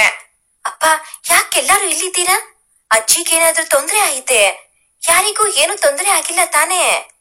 ರಿಷಿ ಏನು ಹೇಳ್ದೇನೆ ಕರ್ಕೊಂಡ್ ಬಂದ ಎಂದು ಒಂದೇ ಸಮ ಮಾತಾಡುತ್ತಿದ್ದರೆ ಅಪ್ಪ ಅಮ್ಮ ಮಾತಾಡಲಿಲ್ಲ. ಅಮ್ಮ ಬಿಕ್ಕಲು ಶುರು ಮಾಡಿದರು. ಮೊದಲೇ ಗಾಬರಿಯಾಗಿದ್ದ ನನಗೆ ಇವರ ನಡವಳಿಕೆ ಗೊಂದಲವಾಯಿತು. ಇಷ್ಟರಲ್ಲಿ ರಿಷಿ ಬಂದು, ವರ್ಷ, ಒಂದೇ ಸಮ ಎಲ್ಲಾ ಪ್ರಶ್ನೆಗಳಿಗೆ ಹೇಗೆ ಉತ್ತರ ಕೊಡುವುದು? ನಾನು ಹೇಳುತ್ತೇನೆ ಬಾ ಎಂದು ಆಸ್ಪತ್ರೆಯಿಂದ ಹೊರಗೆ ಕರೆದುಕೊಂಡು ಬಂದ. ಆಸ್ಪತ್ರೆಯ ಆವರಣದಲ್ಲಿಯೇ ಸಣ್ಣದಾಗಿ ಒಂದು ಗಣೇಶನ ಗುಡಿಯನ್ನು ಕಟ್ಟಿದ್ದರು. ಆಗೊಮ್ಮೆ ಈಗೊಮ್ಮೆ ಯಾರಾದರೂ ಬಂದು ಹೋಗುತ್ತಿದ್ದರು ಬಿಟ್ಟರೆ ಅದು ಪ್ರಶಾಂತವಾದ ಜಾಗ. ಸುತ್ತಮುತ್ತ ಹೂವಿನ ಗಿಡಗಳನ್ನು ಹಾಕಿದ್ದರು. ವಿಶಾಲವಾದ ಮರವೊಂದರ ಮುಂದೆ ಈ ಗುಡಿಯೇ. ನಾನು ರಿಷಿ ದೇವಸ್ಥಾನದ ಒಳಗೆ ಹೋಗಿ ದೇವರ ದರ್ಶನ ಮಾಡುತ್ತಿದ್ದಾಗ ರಿಷಿನನ್ನು ಗಮನಿಸಿದೆ. ನಿನ್ನೆ ನಗು ನಗುತ್ತಾ ಎಲ್ಲರೊಡನೆ ಮಾತಾಡುತ್ತಾ ಆತ್ಮವಿಶ್ವಾಸದಿಂದ ಓಡಾಡುತ್ತಾ ಇದ್ದ ರಿಷಿ ಇವತ್ತು ಇರಲಿಲ್ಲ. ಇವನು ಇಷ್ಟೊಂದು ಬೇಸರದಲ್ಲಿ ಇದ್ದಾನೆಂದರೆ ಬಹಳ ಗಂಭೀರವಾದ ವಿಷಯವೇ ಇರಬೇಕು. ಅಪ್ಪ ಅಮ್ಮ ಸಹ ಆಸ್ಪತ್ರೆಗೆ ಬಂದಿದ್ದಾರೆ. ಅಮ್ಮ ಯಾಕೆ ಅಳಲು ಶುರು ಮಾಡಿದರು? ರಿಷಿನ ಅಮ್ಮ ಕಾಣಿಸಲಿಲ್ಲ. ಹಾಗಿದ್ದರೆ ಅವರಿಗೇನಾದರೂ ಆರೋಗ್ಯ ಕೆಟ್ಟಿದೆಯೇ? ನನ್ನ ಯಾವ ಪ್ರಶ್ನೆಗೂ ಉತ್ತರ ನನ್ನಲ್ಲಿ ಇಲ್ಲ. ಅದನ್ನ ರಿಷಿ ಹೇಳಬೇಕು. ಇತ್ಯಾದಿವಾಗಿ ಯೋಚಿಸುತ್ತಾ ನಾನು ಅವನನ್ನೇ ನೋಡುತ್ತಾ ಇದ್ದೆ. ರಿಷಿ ಮಂಗಳಾರತಿ ತಗೋ ಎಂದು ಕಣ್ಣಲ್ಲಿ ಸನ್ನೆ ಮಾಡಿದ. ದರ್ಶನ ಮುಗಿಸಿ ದೇವಸ್ಥಾನದಿಂದ ಹೊರಗೆ ಬಂದು ಕಲ್ಲು ಬೆಂಚಿನ ಮೇಲೆ ಕುಳಿತೆವು. ರಿಷಿ ಎಲ್ಲೋ ನೋಡುತ್ತಿದ್ದ. ಹಾಗೆ ಅವನ ಕಣ್ಣಲ್ಲಿ ನೀರು ತುಂಬಿತು. ಅದನ್ನು ಗಮನಿಸಿದ ತಕ್ಷಣವೇ ನಾನು, ರಿಷಿ, ಏನಾಗಿದೆ ಅಂತ ನಂಗೆ ಗೊತ್ತಿಲ್ಲ, ಆದ್ರೆ ಏನು ಸರಿ ಇಲ್ಲ ಅಲ್ವೇನೋ? ನೀನ್ ಹೀಗೆ ಹೇಳದೆ ಇದ್ರೆ ನಂಗೆ ಹೇಗ್ ಗೊತ್ತಾಗುತ್ತೆ? ವಿಷಯ ಹೇಳು ರಿಷಿ, ನಂತರ ಎಲ್ಲರೂ ಕೂತು ಬಗೆಹರಿಸೋಣ ಎಂದೆ. ರಿಷಿ ನನ್ನನ್ನು ಒಂದು ಬಾರಿ ನೋಡಿದ. ವರ್ಷ, ಹೇಗ್ ಹೇಳ್ಬೇಕು ಗೊತ್ತಿಲ್ಲ ಕಣೆ. ನಾನ್ ಹೇಳೋದನ್ನ ನೀನು ಹೇಗ್ ತಗೊಳ್ತೀಯ ಅಂತ ಗೆಸ್ ಮಾಡಕ್ಕೂ ನಂಗೆ ಆಗಲ್ಲ. ಹೀಗಿರೋ ವಿಷಯನ ನಿಜವಾಗೂ ನಿಜಾನ ಅಂತ ನಂಗೆ ನಂಬೋಕೆ ಆಗ್ತಿಲ್ಲ. ಅದನ್ನ ಜೀರ್ಣಿಸಿಕೊಳ್ಳೋ ಶಕ್ತಿನೂ ಇಲ್ಲ. ನಿಂಗೆ ಹೇಳದೆ ಇದ್ರೆ ನಂಗೆ ಆಗಲ್ಲ. ಎಷ್ಟು ವರ್ಷ ಆದ್ಮೇಲೆ ಸಿಕ್ಕಿದ್ಯಾ, ಆದ್ರೆ ನನ್ನಿಂದ ನಿಮ್ಮ ಫ್ಯಾಮಿಲಿಗೆ ತೊಂದ್ರೆ ಆಯ್ತಲ್ಲ ಅಂತ ಬೇಜಾರು ಕಣೆ ಎಂದಾಗ ನಾನು, ರಿಷಿ, ನೀನ್ ಅದೇನ್ ಮಾತಾಡ್ತಿದ್ಯೋ? ಅಟ್ಗೋಡೆ ಮೇಲೆ ದೀಪ ಇಟ್ಟ ಹಾಗೆ ಮಾತಾಡ್ಬೇಡ. ನನ್ಗೇನು ಅರ್ಥ ಆಗ್ತಿಲ್ಲ. ಅಲ್ಲ, ನಿನ್ನಿಂದ ನಮ್ ಫ್ಯಾಮಿಲಿಗೆ ಒಂದ್ ತೊಂದ್ರೆ ಏನೋ ಗೂಬೆ ಎಂದಾಗ ರಿಷಿ ಹೇಳಿದ, ಅಪ್ಪ ಅಮ್ಮಂಗೆ ಯಾವಾಗಲೂ ವರ್ಷಕ್ಕೆ ಒಂದು ಸಲವಾದರೂ ಜನರಲ್ ಚೆಕಪ್ ಮಾಡಿಸ್ಕೊ ಅಂತ ಹೇಳ್ತಾನೆ ಇದ್ರು. ಆದ್ರೂ ಅಮ್ಮ, ಅಯ್ಯೋ ನಂಗೇನ್ರಿ, ಚೆನ್ನಾಗೇ ಇದ್ದೀನಿ, ನಂಗ್ ಯಾವ ಚೆಕಪ್ ಬೇಡ ಅನ್ನೋರು. ಆದ್ರೆ ಅಪ್ಪ ಮಾತ್ರ ಪ್ರತಿ ವರ್ಷನೂ ಚೆಕಪ್ ಮಾಡ್ಸೋರು. ಹಾಗೆ ಈ ವರ್ಷನೂ ಸಹ ಅಮ್ಮ ಬರಲ್ಲ ಅಂದಾಗ ಅಪ್ಪ ಬಿಡ್ಲಿಲ್ಲ. ತುಂಬಾ ಹಠ ಮಾಡಿ ಈ ಆಸ್ಪತ್ರೆಗೆ ಕರ್ಕೊಂಡ್ ಬಂದು ಎಲ್ಲಾ ಚೆಕಪ್ ನಂತರ ಇವತ್ತು ರಿಪೋರ್ಟ್ ತಗೋಬೇಕಿತ್ತು. ಅಪ್ಪ ಅಮ್ಮನನ್ನು ಸಹ ಕರ್ಕೊಂಡ್ ಬಂದಿದ್ರಂತೆ. ಡಾಕ್ಟರ್ ಅಪ್ಪನ್ನ ಕರೆದು, ಮಿಸ್ಟರ್ ಸಂತೋಷ್, ನಿಮ್ಮ ವೈಫ್ ಭೂಮಿಕಾ ಅವರಿಗೆ ಬ್ರೆಸ್ಟ್ ಕ್ಯಾನ್ಸರ್ ಇದೆ. ಇನಿಷಿಯಲ್ ಸ್ಟೇಜ್ ಅಲ್ಲಿ ನೀವು ಬಂದಿರೋದ್ರಿಂದ ಕ್ಯಾನ್ಸರ್ನ ಕ್ಯೂರ್ ಮಾಡಬಹುದು. ಆದರೆ ನಿಮ್ಮ ವೈಫ್ ನ ವಿಲ್ ಪವರ್ ಮೇಲೆ ಅವರು ಎಷ್ಟು ಬೇಗ ಹುಷಾರಾಗುತ್ತಾರೆ ಅನ್ನೋದು ನಿರ್ಧರಿಸಬಹುದು ಅಂತ ಹೇಳಿದರು. ಇದನ್ನ ಕೇಳಿ ಅಪ್ಪ ಏನ್ ಮಾಡಕ್ಕೋ ಗೊತ್ತಾಗದೆ ನಂಗೆ ಫೋನ್ ಮಾಡಿದ್ರು. ನಾನ್ ಬರೋ ಅಷ್ಟ್ರಲ್ಲಿ ಅಮ್ಮಂಗೆ ವಿಷಯ ತಿಳಿದು ಶಾಕ್ ಆಗಿ ಮೂರ್ಛೆ ಹೋಗಿದ್ದರು. ಅವರನ್ನು ಡಾಕ್ಟರ್ಗಳು ನೋಡುತ್ತಿರಬೇಕಾದರೆ ನನಗೆ ನೆನಪಿಗೆ ಬಂದಿದ್ದೆ ನೀನು. ವಿಷಯ ನಿಂಗೆ ಹೇಳೋಕೆ ನಿನ್ನ ನಂಬರ್ ಕೂಡ ಇಲ್ಲ. ಅದೇ ತಕ್ಷಣ ನಿಮ್ ಮನೆಗೆ ಬಂದೆ. ನೋಡಿದ್ರೆ ನೀನಾಗಲೇ ಆಫೀಸ್ಗೆ ಹೊರಟಿದ್ದೆ. ನಿಮ್ಮ ಅಮ್ಮನ ಹತ್ರ ವಿಷಯ ತಿಳಿಸಿದಾಗ ಪಂಕಜ್ ಕೂಡ ಅಲ್ಲೇ ಇದ್ದ. ತಕ್ಷಣ ನಾನು ನಿನ್ ಜೊತೆ ಬರ್ತೀನಿ ನಡಿ ಅಂದ. ನಿಮ್ಮ ಅಪ್ಪ ಅಮ್ಮ ಸ್ವಲ್ಪ ಹೊತ್ಬಿಟ್ಟು ಆಸ್ಪತ್ರೆಗೆ ಬರುವುದಾಗಿ ಹೇಳಿದ್ರು. ಪಂಕಜ್ನೇ ಗಾಡಿ ಓಡಿಸ್ತೀನಿ ಅಂದ. ಟೆನ್ಷನ್ ಅಲ್ಲಿ ನಿಮ್ಮಣ್ಣ ಹೇಗೇಗೋ ಓಡಿಸ್ತಿದ್ದ. ನಾನೇ ಓಡಿಸ್ತೀನಿ ಅಂದ್ರೂ ಕೇಳಲಿಲ್ಲ. ಅದೇನಾಯ್ತು, ಗಾಡಿ ಡಿವೈಡರ್ಗೆ ಗುದ್ದಿ ಬಿಡ್ತು. ಹಿಂದೆ ಇದ್ದೆ ನಾನು ಮುಗ್ಗರಿಸಿ ಬಿದ್ದೆ. ಪಂಕಜ್ ಕೂಡ ಬಿದ್ದ. ಬಿದ್ದ ರಭಸಕ್ಕೆ ಅವನ ತಲೆಗೆ ಪೆಟ್ಟಾಯಿತು. ಇದೇ ಆಸ್ಪತ್ರೆ ಹತ್ರ ಇದ್ದ ಕಾರಣ ಇಲ್ಲಿಗೆ ಕರ್ಕೊಂಡ್ ಬಂದ್ವಿ. ಈಗ ಅವನು ಐಸಿಯುನಲ್ಲಿ ಇದ್ದಾನೆ, ಇನ್ನು ಪ್ರಜ್ಞೆ ಬಂದಿಲ್ಲ ಅಂತ ಮಾತು ಮುಗಿಸಿದ. ಇಷ್ಟನ್ನು ಕೇಳುವಷ್ಟರಲ್ಲಿ ನನಗೆ ತಲೆ ದಿಮ್ ಎಂದಿತು. ಅಣ್ಣಂಗೆ ಪ್ರಜ್ಞೆ ಬಂದಿಲ್ಲ, ಅದಕ್ಕೆ ಅಮ್ಮ ಬಿಕ್ಕಳಿಸಿದ್ದು. ಏನಾಯ್ತು ಅವನಿಗೆ? ಹೀಗೆ ಯಾವತ್ತೂ ಆಗಿರ್ಲಿಲ್ಲ, ಎಲ್ಲ ಈ ರಿಷಿಯಿಂದ ಎಂದು ರಿಷಿ ಮೇಲೆ ಬಹಳ ಸಿಟ್ಟು ಬಂತು. ರಿಷಿ, ಇಷ್ಟೆಲ್ಲ ಹಾಕಿದ್ದು ನಿನ್ನಿಂದನೇ ಕಣೋ. ನಮ್ಮನ್ನ ಈ ತರ ನೋಡಕ್ಕೆ ಖುಷಿ ಅಲ್ವಾ ನಿಂಗೆ? ಅಣ್ಣ ಹೇಗೇಗೋ ಗಾಡಿ ಓಡಿಸ್ತಾ ಇದ್ದ ಅಂದ್ರು, ಯಾಕೋ ಅವನಿಗೆ ಗಾಡಿ ಕೊಟ್ಟೆ? ಬುದ್ಧಿ ಎಲ್ಲಿತ್ತು ರಿಷಿ? ನಮ್ಮಣ್ಣ ಅಂದ್ರೆ ನಂಗೆ ಪ್ರಾಣ ಕಣೋ. ಅವನಿಗೆ ನನ್ ಕಣ್ಣಲ್ಲಿ ನೀರ್ ಬರೋದು ಹೇಗೆ ಸ್ವಲ್ಪನೂ ಇಷ್ಟ ಇಲ್ವೋ ಹಾಗೆ ನಂಗೂ. ಅವನಿಗೆ ಚೂರ್ ನೋವಾದ್ರೂ ಸಹಿಸಕ್ಕೆ ಆಗಲ್ಲ. ಹೀಗ್ ನೋಡಿದ್ರೆ ಅವನಿಗೆ ಇನ್ನೂ ಪ್ರಜ್ಞೆ ಬಂದಿಲ್ಲ. ತಲೆಗೆ ಬಹಳ ಪೆಟ್ಟಾಗಿದ್ರೆ ಬದುಕಲ್ಲ ಕಣೋ. ಇಂಟರ್ನಲ್ ಬ್ಲೀಡಿಂಗ್ ಏನಾದ್ರೂ ಆದ್ರೆ ಯಾರು ಹೊಣೆ ಎಂದು ಅಳಲು ಶುರು ಮಾಡಿದೆ. ರಿಷಿ ವರ್ಷ ಎಂದು ಸಮಾಧಾನ ಹೇಳಲು ಬಂದ. ನನಗೆ ರೇಗಿತು. ಏನು ಹೇಳ್ಬೇಡ ನಂಗೆ ಪ್ಲೀಸ್ ಎಂದು ಆಸ್ಪತ್ರೆ ಒಳಗೆ ಓಡಿದೆ. ಅಮ್ಮ ಐಸಿಯುನಿಂದ ಅಳುತ್ತಾ ಬಂದಿದ್ದು ನೋಡಿದಾಗ ನನ್ನ ಎದೆ ಬಡಿತ ಇನ್ನೂ ಜೋರಾಯಿತು. ಅಣ್ಣನಿಗೆ ಏನೂ ಆಗಿರದೆ ಇರಲಿ ಎನ್ನುತ್ತಾ ಅಮ್ಮನ ಹತ್ತಿರ ಬಂದೆ. ಅಮ್ಮ, ವರ್ಷ ಪಂಕಜ್ಗೆ ಪ್ರಜ್ಞೆ ಬಂದಿದೆ ಕಣೆ, ನಿನ್ನೆ ಕೇಳ್ತಿದ್ದ, ಹೋಗಿ ನೋಡಿಕೊಂಡು ಬಾ ಎಂದರು. ಅಣ್ಣ ಬೆಡ್ ಮೇಲೆ ಮಲಗಿದ್ದ. ತಲೆಗೆ ಬ್ಯಾಂಡೇಜ್ ಸುತ್ತಿದ್ದರು. ಅದನ್ನು ನೋಡುತ್ತಿದ್ದ ಹಾಗೆ ಬಹಳ ನೋವಾಯಿತು. ಅಳುತ್ತಾ ಅಣ್ಣನನ್ನು ಮಾತಾಡಿಸಿದೆ. ದೇವರ ದಯೆಯಿಂದ ಜೀವಕ್ಕೆ ಏನು ತೊಂದರೆ ಆಗಿರ್ಲಿಲ್ಲ. ಅಣ್ಣ ನನ್ನನ್ನು ಕಂಡು, ವರ್ಷ ರಿಷಿ ಸಿಕ್ಕಿದ್ನಾ ಅಂತ ಕೇಳಿದ. ನಾನು ಸುಮ್ಮನೆ ಹೂ ಎಂದೆ. ಪಂಕಜ್ ಹೇಳಿದ, ಆಂಟಿಗೆ ಕ್ಯಾನ್ಸರ್ ಅಂತೆ. ಕೇಳಿದ ತಕ್ಷಣ ಎಲ್ಲ ಕೆಲ್ಸ ಬಿಟ್ಟು ಆಸ್ಪತ್ರೆಗೆ ಓಡಿ ಬಂದು ನೋಡೋಣ ಅನಿಸ್ತು. ನಾವು ಚಿಕ್ಕವರಿದ್ದಾಗ ಅವರ ಮನೆಯಲ್ಲಿ ಆಡಿ ಬೆಳೆದವರು ಅಲ್ವಾ. ಇತ್ತೀಚೆಗೆ ಪರಸ್ಪರ ದೂರ ಇದ್ವಿ ಅಂದ ತಕ್ಷಣ ಅವರನ್ನ ಮರಿಬಾರ್ದು ಅಲ್ವಾ. ಅದಕ್ಕೆ ತುಂಬಾ ಟೆನ್ಷನ್ ನಲ್ಲಿ ಹೇಗೇಗೋ ಗಾಡಿ ಓಡಿಸಿದ್ದು ನಂದೇ ತಪ್ಪು. ರಿಷಿ ತುಂಬಾ ಸಲ ಕೇಳ್ದ. ನಾನೇ ಪರವಾಗಿಲ್ಲ ಅಂದಿದ್ದು. ನನ್ ಜೊತೆ ಪಾಪ ಅವನು ಕೂಡ ಬಿದ್ದ ಕಣೆ. ಅವನಿಗೂ ಗಾಯ ಆಗಿದೆ, ಫಸ್ಟ್ ಏಡ್ ಮಾಡಿಸ್ಕೊಂಡ. ಅವನ್ಗೆ ಏನು ಆಗಿಲ್ಲ ತಾನೇ ಎಂದಾಗ ಅಣ್ಣನಿಗೆ ಏನು ಹೇಳಬೇಕು ಗೊತ್ತೇ ಆಗ್ಲಿಲ್ಲ. ಇಲ್ಲ ಅಂದರೆ ಅಣ್ಣಂಗೆ ಬೇಜಾರಾಗುತ್ತೆ ಅನಿಸಿತು. ಅದಕ್ಕೆ ಹೂ ಅಣ್ಣ ಫಸ್ಟ್ ಏಡ್ ಮಾಡಿಸ್ಕೊಂಡಿದ್ದಾನೆ, ಜಾಸ್ತಿ ಏನು ಏಟ್ ಬಿದ್ದಿಲ್ಲ. ನೀನು ಆದಷ್ಟು ಬೇಗ ಹುಷಾರಾಗು, ಬೇರೆ ಏನು ಯೋಚನೆ ಮಾಡಬೇಡ ಅಂತ ಹೇಳಿ ಹೊರಗೆ ಬಂದೆ. ಛೇ, ನಾನ್ ತಪ್ಪು ಮಾಡ್ದೆ. ಅಣ್ಣಂಗೆ ಆಕ್ಸಿಡೆಂಟ್ ಆಗಕ್ಕೆ ರಿಷಿನೇ ಕಾರಣ ಅಂತ ಹೇಗೆ ಡಿಸೈಡ್ ಮಾಡ್ದೆ ನಾನು? ಭೂಮಿ ಆಂಟಿಗೂ ಹುಷಾರಿಲ್ಲ, ಅದ್ರ ಬಗ್ಗೆ ಏನು ವಿಚಾರಿಸ್ಲೇ ಇಲ್ಲ. ಅವನ್ ಮೇಲೆ ರೇಗ್ ಬಿಟ್ಟೆ. ಸ್ವಲ್ಪ ಅಲ್ಲ, ತುಂಬಾ ದುಡುಕಿ ಮಾತಾಡಿದೆ. ನಾನ್ ಬಿದ್ದೆ ಅಂತ ಅವನ್ ಹೇಳ್ದಾಗ ಅವನ್ಗೆ ಹೇಟ್ ಆಗಿದ್ಯೋ ಇಲ್ವೋ ಕೇಳಲಿಲ್ಲ. ಅಣ್ಣ ಇಂಪಾರ್ಟೆಂಟ್ ಹೌದು, ಆದ್ರೆ ಆಗಿದ್ದಕ್ಕೆ ರಿಷಿ ಕಾರಣ ಅಂತ ಹೇಳಬಾರದಿತ್ತು. ಅವನಿಗೆ ಸಾರಿ ಕೇಳಿ ಅವನಿಗೆ ಏನು ಆಗಿಲ್ವಾ ಅಂತ ಕೇಳ್ಬೇಕು ಅನ್ಕೊಂಡು ಗ್ರೌಂಡ್ ಫ್ಲೋರ್ಗೆ ಬರೋ ಅಷ್ಟ್ರಲ್ಲಿ ಅಮ್ಮ, ಲೇ ಪಂಕಜ್ನ ಮಾತಾಡ್ಸದ್ಮೇಲೆ ಸ್ಪೆಷಲ್ ವಾರ್ಡ್ 208 ಅಲ್ಲಿ ಭೂಮಿ ಆಂಟಿ ಇದ್ದಾರೆ ಬಾ ಅಂತ ಫೋನ್ ಇಟ್ಟರು. ನಾನು ವಾರ್ಡ್ನೊಳಗೆ ಹೋದೆ. ಭೂಮಿ ಆಂಟಿ ಬೆಡ್ ಮೇಲೆ ಕೂತಿದ್ದರು. ಪಕ್ಕದಲ್ಲೇ ರಿಷಿ ಮತ್ತೆ ಸಂತೋಷ್ ಅಂಕಲ್. ಅಪ್ಪ ಅಮ್ಮ ಚೇರ್ ಮೇಲೆ ಕೂತಿದ್ದರು. ಆಂಟಿನ ನೋಡ್ತಾನೆ ನಾನು ಭೂಮಿ ಆಂಟಿ ಅಂತ ಕಿರಿಚಿ ಅವರನ್ನು ತಪ್ಪಿಕೊಂಡು ಬಿಟ್ಟೆ. ಅವರಿಗೆ ಕ್ಯಾನ್ಸರ್ ಎನ್ನುವುದನ್ನು ಆ ಕ್ಷಣಕ್ಕೆ ಮರೆತೇ ಹೋಯಿತು. ಆಂಟಿಗಂತೂ ಅದೆಷ್ಟು ಖುಷಿ ಆಯ್ತು ಅನ್ನೋದು ಅವರ ಮುಖವೇ ಹೇಳುತ್ತಿತ್ತು.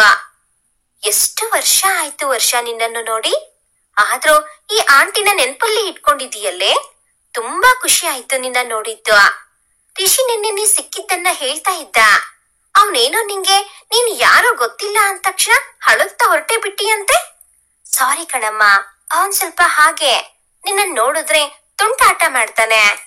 ನೀನೇನು ಬೇಜಾರ್ ಮಾಡ್ಕೊಂಡಿಲ್ಲ ತಾನೇ? ಈ ಭಾನುವಾರ ನಿಮ್ಮೆಲ್ಲರನ್ನ ಊಟಕ್ಕೆ ಕರೆಯೋಣ ಅಂತ ಇದ್ದೆ. ನೋಡು ಅಷ್ಟರಲ್ಲಿ ಹೀಗಾಗ್ಬಿಡ್ತು ಅಂದರು. ನಾನ್ ಹೇಳಿದೆ, ಆಂಟಿ ಫಸ್ಟ್ ಸ್ಟೇಜ್ ಅಲ್ಲೇ ಗೊತ್ತಾಗಿರೋದ್ರಿಂದ ಏನೂ ತೊಂದ್ರೆ ಇಲ್ಲ, ಫುಲ್ ಕ್ಯಾನ್ಸರ್ ಕ್ಯೂರ್ ಮಾಡಬಹುದು. ನೀವೇನು ತಲೆ ಕೆಡ್ಸ್ಕೋಬೇಡಿ ಆಂಟಿ, ನೀವು ಆದಷ್ಟು ಬೇಗ ಹುಷಾರಾಗ್ತೀರಾ. ಆಗ ಅಮ್ಮ, ಹ್ಞೂ ಭೂಮಿ, ನಮ್ ನೆಂಟರಿಗಿಂತ ಹೆಚ್ಚು ಅಲ್ವೇನೆ, ನೀನ್ ನಮ್ಮನ್ನ ಇನ್ನೊಂದ್ಸಲ ಊಟಕ್ಕೆ ಕರಿಯೆ. ಈ ಭಾನುವಾರ ನಿಮ್ ಮನೆಯವರಿಗೆ ನಾನೇ ಹಬ್ಬದ ಅಡಿಗೆ ಮಾಡಿ ಹಾಕ್ತೀನಿ. ಹೇಗೂ ಡಿಸ್ಚಾರ್ಜ್ ಆಗ್ತೀಯಾ, ನಮ್ಮನೆಗೆ ಬಂದ್ಬಿಡು. ಫಸ್ಟ್ ಸ್ಟೇಜ್ ಆದ್ರೆ ಕ್ಯೂರ್ ಮಾಡ್ತಾರೆ, ಕೀಮೋಥೆರಪಿ ಮಾಡಲ್ಲ ಅನ್ಸುತ್ತೆ. ಜಾಸ್ತಿ ಓಡಾಡ್ಬೇಡ, ಆ ಕೆಲ್ಸ ಈ ಕೆಲ್ಸ ಅಂತ ಅಲ್ವಾ ಅಣ್ಣ ಅಂತ ಅಮ್ಮ ಸಂತೋಷ್ ಅಂಕಲ್ ಮುಖ ನೋಡಿದರು. ಅಂಕಲ್ ಕೂಡ ಹೌದು ಎನ್ನುತ್ತಾ ತಲೆ ಆಡಿಸಿ ಏನೋ ಮಾತಾಡ್ಬೇಕು ಅನ್ನುವಷ್ಟರಲ್ಲಿ ಸಿಸ್ಟರ್ ಬಂದು ರಿಷಿ ಹಾಗೂ ಅಂಕಲ್ನ ಕರೆದರು. ಡಾಕ್ಟರ್ ಏನ್ ಹೇಳೋದಕ್ಕೆ ಕರೆತರೋ ಏನೋ, ಈ ರಿಷಿನನ್ನು ಹೇಗೆ ಸಮಾಧಾನ ಮಾಡೋದಪ್ಪ ಅಂತ ಯೋಚಿಸುತ್ತಿದ್ದೆ. ಅಮ್ಮ ಆಂಟಿ ಏನೋ ಮಾತಾಡುತ್ತಿದ್ದರು, ನಾನ್ ಮಾತ್ರ ಇದೇ ಚಿಂತೆ ಮಾಡುತ್ತಿದ್ದೆ. ಸ್ವಲ್ಪ ಹೊತ್ತಿನ ನಂತರ ಅಂಕಲ್ ಬಂದರು. ಡಾಕ್ಟರ್ ಹೇಳಿದ್ರು, ನಾಳೆ ಡಿಸ್ಚಾರ್ಜ್ ಮಾಡ್ತೀವಿ, ನೀವು ಬೇಕಾದರೆ ಸೆಕೆಂಡ್ ಒಪಿನಿಯನ್ ತಗೊಳ್ಳಿ. ನಮ್ಮ ಪ್ರಕಾರ ಕ್ಯಾನ್ಸರ್ ಇರೋದು ಗ್ಯಾರಂಟಿ. ಫಸ್ಟ್ ಸ್ಟೇಜ್ ಮುಗಿದು ಸೆಕೆಂಡ್ ಸ್ಟೇಜ್ ಶುರುವಾಗೋ ಲಕ್ಷಣಗಳು ಇವೆ.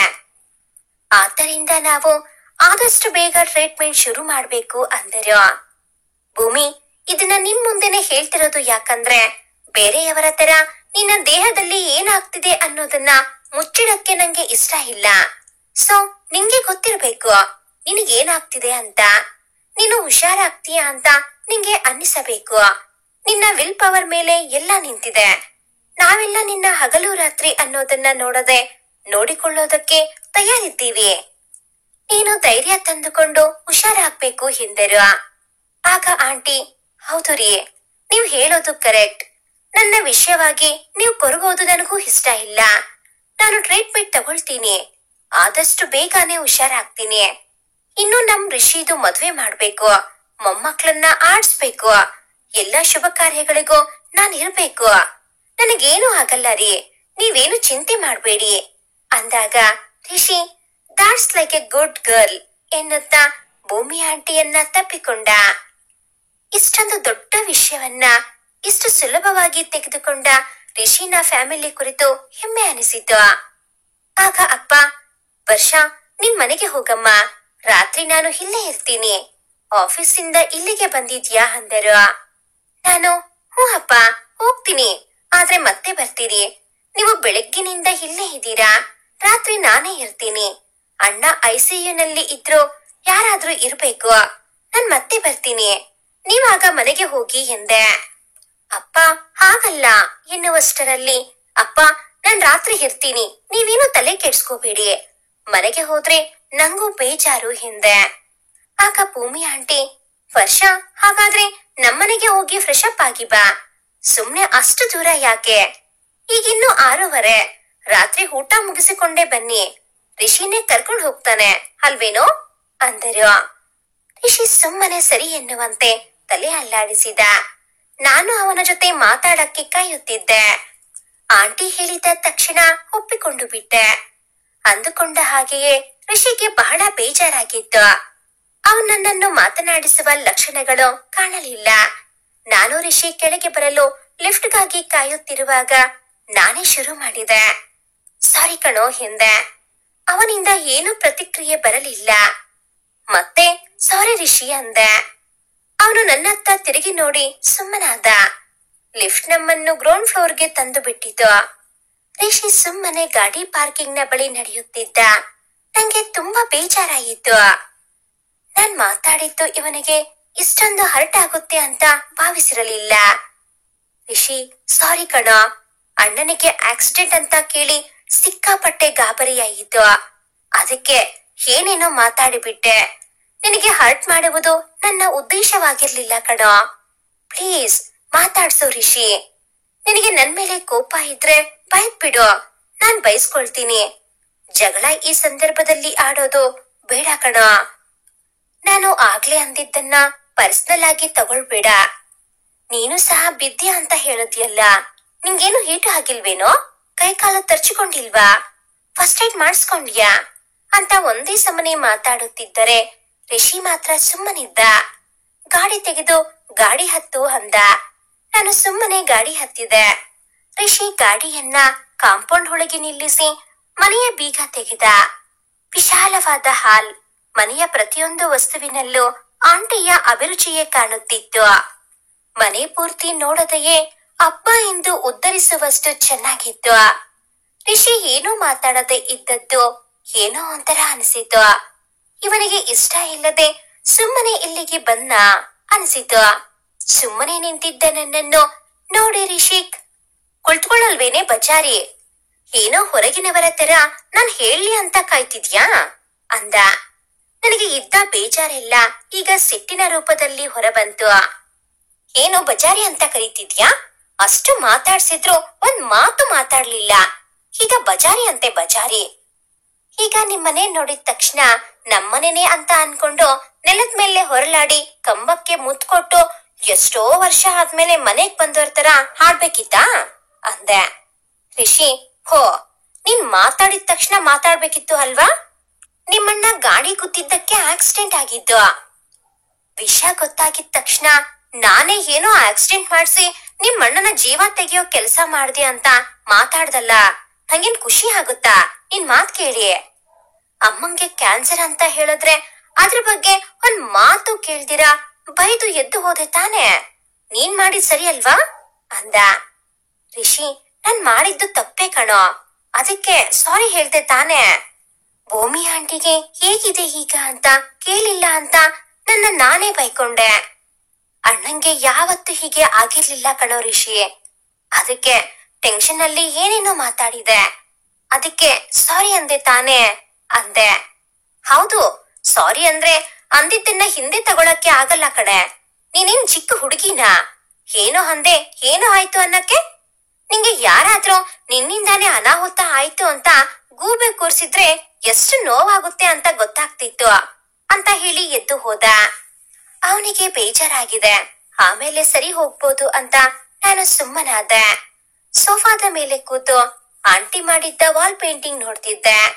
ರಿಷಿ ಬಟ್ಟೆ ಬದಲಾಯಿಸಿ ಬಂದು, ಬಾ ಕೈಕಾಲ್ ಮುಖ ತೊಳ್ಕೊಂಡ್ ಬಾ, ನಾನು ಕಾಫಿ ಮಾಡ್ತೀನಿ ಅಂತ ಹೇಳಿ ಅವನ ರೂಮಿಗೆ ಕರ್ಕೊಂಡ್ ಹೋಗಿ, ಇಲ್ಲೇ ಟವಲ್ ಇಟ್ಟಿದ್ದೀನಿ ನೋಡು, ನಿಂಗೆ ಇನ್ನೊಂದ್ ಸೆಟ್ ಡ್ರೆಸ್ ಕೊಡೋಕೆ ನಮ್ಮನೇಲಿ ಯಾರು ಹೆಣ್ಮಕ್ಳಿಲ್ಲ, ಸದ್ಯಕ್ಕೆ ಇದೇ ಡ್ರೆಸ್ ಹಾಕೊಂಡಿರೋ ಅಂತ ಹೇಳಿ ನನ್ನ ಉತ್ತರಕ್ಕೂ ಕಾಯ್ದೆ ಕೆಳಗೆ ಹೋದ.